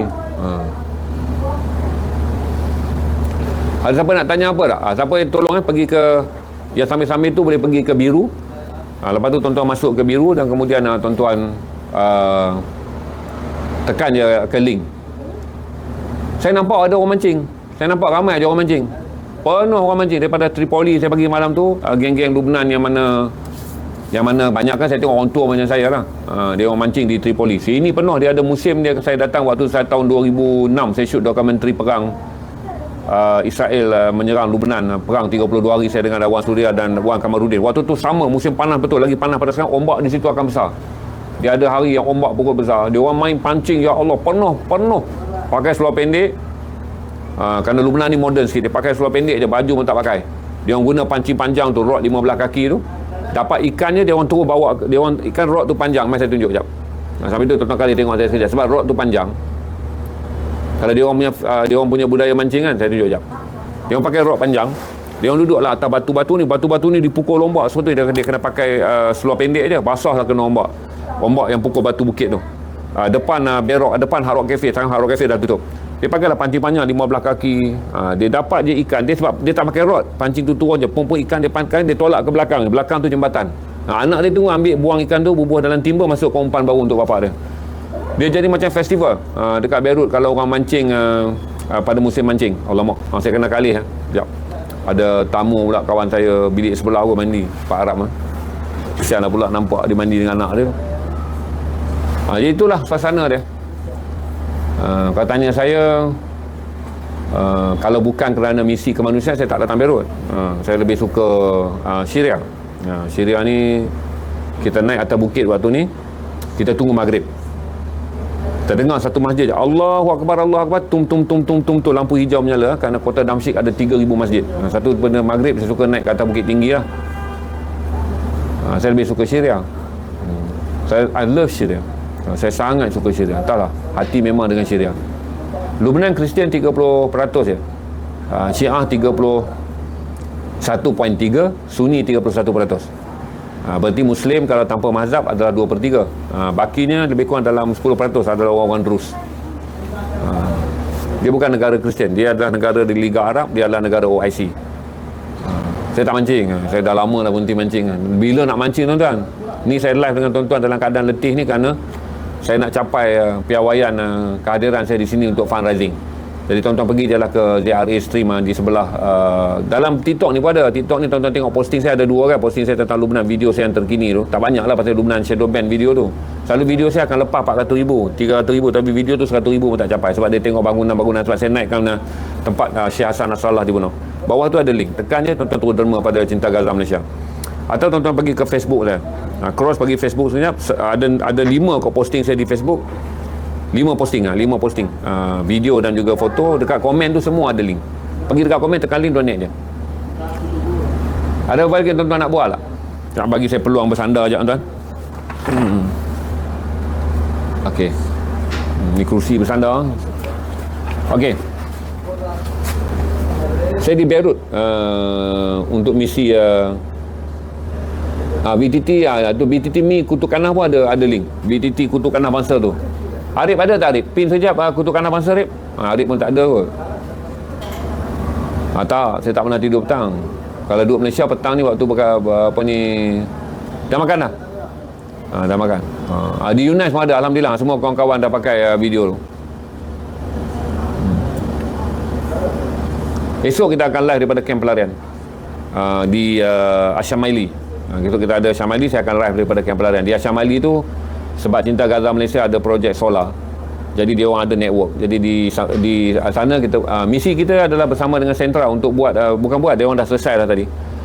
Di mana kumpulan peguam daripada Malaysia bergabung dengan peguam daripada Perancis, peguam daripada Indonesia dan peguam daripada Lubnan dan Poland, 5 negara nak memulakan laporan siasatan di atas serangan Israel ke atas Lubnan. Esok mereka akan masuk ke kem-kem jumpa saksi, kumpulkan 100 bukti daripada 100 saksi, sama ada yang anggota keluarganya mati, yang cedera, yang kehilangan rumah, yang membuktikan serangan Israel ke atas Lubnan ni adalah jenayah perang.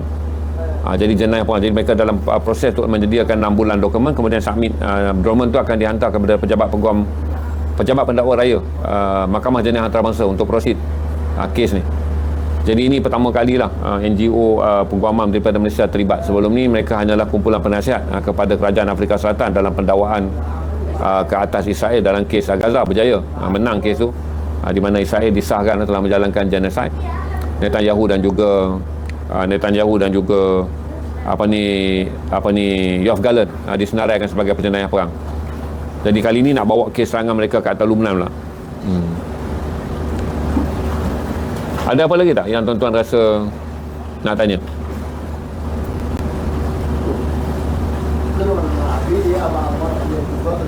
Kita boleh tengok tu selah langit ataupun dipanggil langgak 7 warna tu. Nampak kan langgak 7 warna belakang tu kan? Saya kali belah sini bagi tuan-tuan dapat lihat langgak 7 warna tu, ataupun dipanggil sebagai cahaya horizontal. Dia dekat mata kasar tak nampak cantik, tapi bagus kamera tangkap dia cantik. Ya, Gibran Khalil Gibran orang Beirut, penyair daripada Beirut. Gibran Khalil Gibran adalah Kristian Beirut. Dia seorang Kristian Beirut, tapi puisi-puisi dia masyhur bukan kerana dia Kristian. Sufi-sufi dia masyhur tu macam saya suka puisi dia waktu saya jadi bapa. Saya baru nak dapat anak, bukan anak dah ada, anak baru nak besar. Jadi saya selalu ingat puisi dia. Kalau anakmu nakal, janganlah kamu pukul, raikan kerana dia dilahirkan sihat. Kalau anakmu mencuri, rotanlah ia kerana kita tak mahu negara ini penuh dengan penjenayah. Saya ingat kalau Gibran Khalil Gibran tu dalam kumpulan puisi dia yang masyhur, itulah puisi yang saya ingat. Kalau anakmu nakal, janganlah kau pukul, bersyukurlah kerana itu tanda dia cerdas. Kalau anakmu mencuri, rotanlah kerana kita tak mahu negara dipenuhi pencuri. Itu Gibran Khalil Gibran. Dia lahir pada tahun dia puisi dia pada abad ke-19, 1810-an. Dia memang adalah seorang Kristian Lubnan. Tapi puisi-puisi nasihat dia masyhur kerana dia menulis dalam bahasa Arab, dan puisi-puisi dia tak ada aliran keagamaan. Dia banyak menulis tentang aliran hati. Sama je kalau tuan-tuan baca Mahmud Darwish. Saya pergi ke mana-mana tempat tadi, kem-kem pelarian Palestin, saya terkejut sebab kem-kem yang dah tua, pemimpin-pemimpin dia tua kan, yang meninggal, tapi mereka tak tanggalkan gambar Mahmud Darwish. Mahmud Darwish adalah penyair Palestin yang sangat masyhur. Dia tinggal di Amerika, beberapa kali cuba dibunuh oleh ejen Mossad. Mahmud Darwish. Tak, tuan-tuan dah jumpa dah link untuk derma tuan-tuan pergilah derma. Mana tu Malaysia tengah malam, saya di Beirut. Saat saya bagi tuan-tuan dapat langgak senja ni ni langgak senja ni, tuan-tuan tengoklah. Kalau dalam tradisi orang Melayu yang ditulis dalam buku Frank Stratton, dalam kepercayaan orang Melayu lama, kerana Frank Stratton mencatatkan mengenai fenomena melihat langgak langit ni pada tahun antara tahun 1895 hingga 1901. Di mana orang Melayu ni dia tengok kaki langit ni. Dan kalau kaki langit, orang besar-besar Melayu dulu kalau nak tahu sultan tu sakitnya ni boleh diubat atau sakitnya membawa maut. Saya baca ni daripada amalan yang terdapat dirakamkan oleh Stratton ketika dia menjadi residen, dan dia menyertai di mana dia orang ni daki naik bukit dan lihat langgak ni, lembayung ni kan. Jadi kalau nampak warna ungu, saya tak tahu lah macam mana sebab Stratton cerita detail maka pada hari itu para pembesar, para pawang kata dia melihatlah, dan kemudian mereka nampak itu tanda bahawa Sultan nazak dan akan menemui hari akhir dia.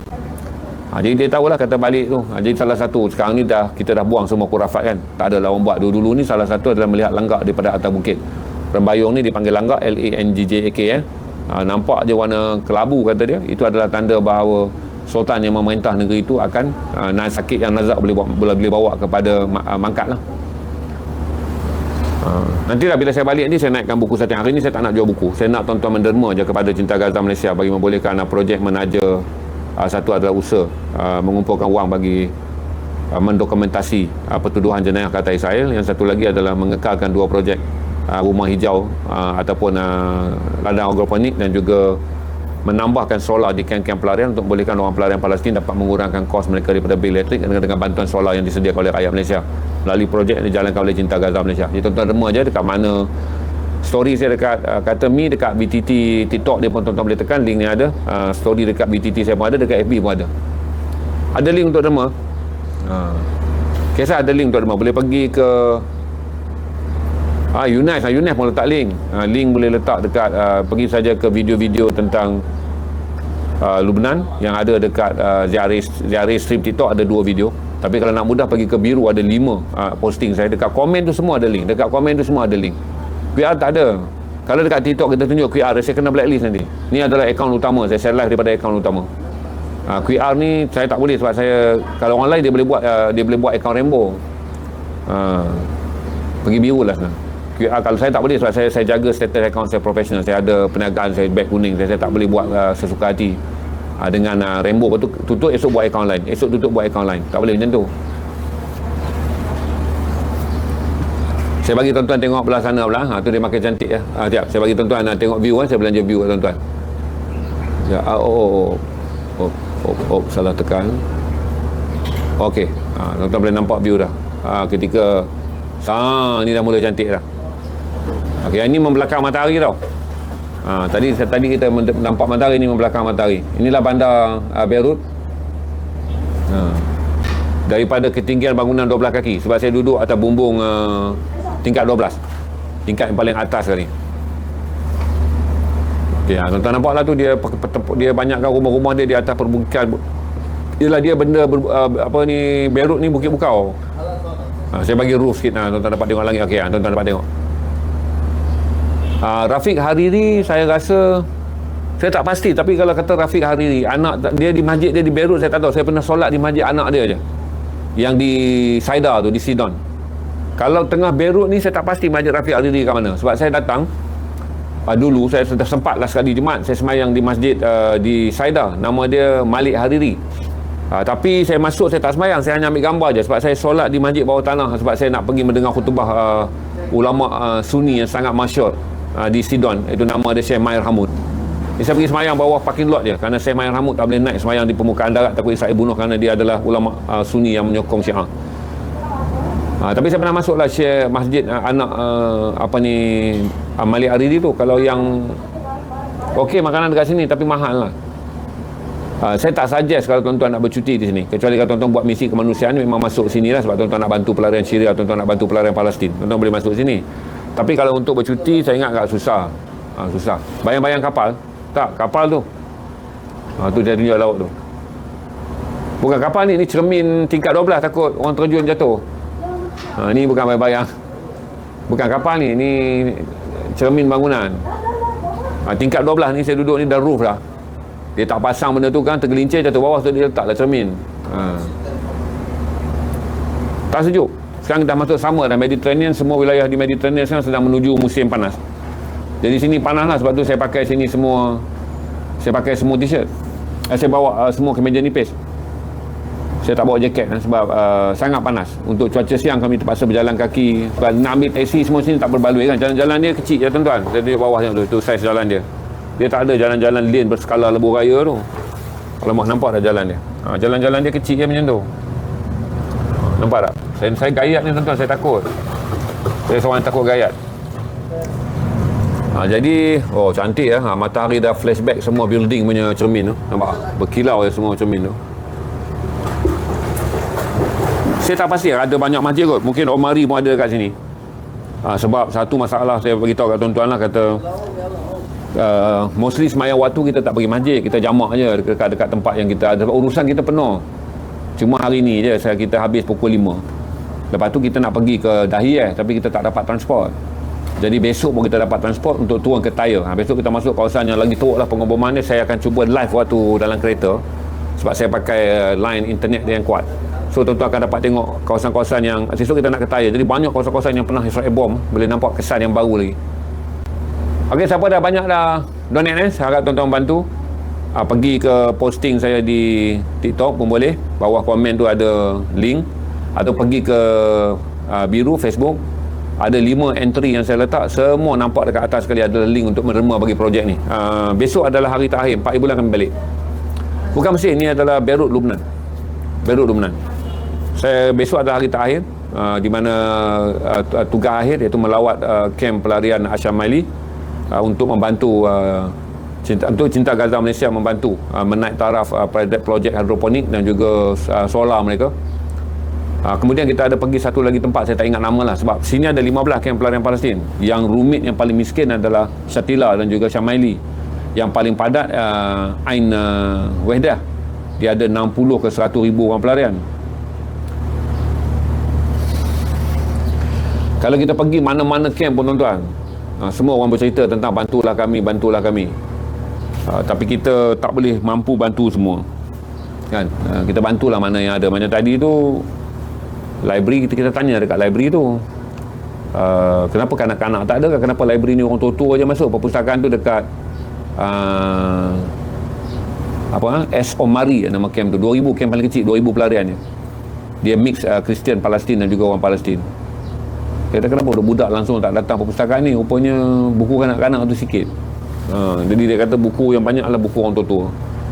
Jadi buku budak tu sikit, jadi budak dia repeat tengok buku tu selama bertahun-tahun. La Allah, saya kata. Yalah. Kita pula bukunya banyak, orang bacanya tak ada. Ini pula orang yang nak membacanya ada, bukunya tak ada. Sebab tiap-tiap kali bila kita datang kem pelarian kan, fokus utama kita adalah bagi makan lah. Kita nak pasti makan cukup, bajet makan kan. Maka akhirnya tak ada siapa yang nak menyediakan buku. Okey, saya ucap ribuan terima kasih tuan-tuan yang mana nak menderma untuk projek Cinta Gaza Malaysia, di mana saya bukan pemegang komisen. Saya datang ni buat kerja hanyalah kerana saya adalah orang yang saya support kawan-kawan yang buat kerja kemanusiaan. Jadi saya datang dan menawarkan diri saya 5 hari cuti tanpa bekerja di studio untuk memastikan projek ni berjalan. Satu adalah kerana saya nak peguam-peguam Malaysia menjadi peguam peneroka yang membawa pendakwaan di Israel. Walaupun kerajaan Malaysia tak akan terlibat, tapi mereka akan membuat pendakwaan terus ke atas Israel melalui pejabat pendakwa raya Mahkamah Jenayah Antarabangsa. Yang kedua adalah membantu kem-kem pelarian Palestin yang memang telah dibantu oleh Cinta Gaza Malaysia sejak 10 ke 12 tahun yang lalu. Link derma tuan-tuan boleh tengok dekat VTT saya yang ada dalam akaun ni nanti. Ataupun tuan-tuan pergi ke biru saya, Facebook saya, tuan-tuan tengok ada 5 posting tu, pergi dekat komen tu ada link. Kita tak boleh naik link di TikTok, tak boleh naik link. Yang senang adalah naik link adalah live FB, tapi live FB orang dah tak tonton. FB ni orang dah anggap posting place, TikTok yang menjadikan orang menonton. Okey, saya ucapkan terima kasih tuan-tuan. Saya merayu pada tuan-tuan untuk menyokong Cinta Gaza Malaysia. Dan besok saya akan cuba live dengan tuan-tuan untuk mengambil lagi satu. Semalam ramai 5,000, 6,000 orang dapat menonton keadaan kem pelarian Sabra Shatila, betapa sempit dan betapa berkerumun dan susahnya hidup orang pelarian Palestin yang dah 78 tahun menumpang di atas bumi Lubnan. Esok kita harap kita dapat buat live daripada Syamaili. Syamaili ni dia agak susah sikit masuk kerana dia kem kedua yang punya banyak senjata. Sebab pejuang Palestin ni kem dia yang paling kuat sekali Ain Wahdah tu, yang paling kuat. Dia ada senjata paling banyak kerana mereka pernah berperang tahun 82, 85 melawan Israel. Yang kedua ada kem Syamaili. Sebab tu kalau tuan-tuan pergi balik dekat ZRE Stream, pergi ZRE Stream Lubnan dekat saya punya biru, terus ada scroll nampak. Saya dengan Ilham tengah shoot hari perarakan mengingati Yasir Arafat. Nampak tak senapang-senapang dia pelancar roket mereka keluarkan. Terima kasih semua. Jadi tujuan utama saya adalah mendapatkan ihsan tuan-tuan untuk membantu Cinta Gaza Malaysia meraih dana untuk tabung Palestin dan juga membantu Cinta Gaza Malaysia yang menjadi rakan gandingan kepada sentra untuk membawa pendakwaan ke atas Israel bahawa serangan yang dilaksanakan ke atas Lubnan yang mengorbankan 4,200 orang penduduk Lubnan yang mula diserang pada bulan Mac yang lalu adalah satu jenayah kemanusiaan secara keseluruhannya sejak tahun 1982 ketika Israel melancarkan perang dalam beberapa siri serangan ke atas Lubnan sehingga hari ini 150,000 rakyat Lubnan yang kebanyakannya adalah orang-orang Hezbollah telah mati dibunuh oleh tentera Israel. Jadi nak henti ni kena adalah usaha. Walaupun kita rasa negara kita mungkin tak akan memikul tanggungjawab berat untuk menjadi negara pendakwa, tapi kita ada kumpulan peguam Muslim yang mana 4 peguam lelaki dan 3 peguam wanita sedang berganding tangan untuk membawa kes ni secara individu, iaitu kombinasi peguam-peguam NGO untuk membolehkan satu pertuduhan dikenakan ke atas Israel.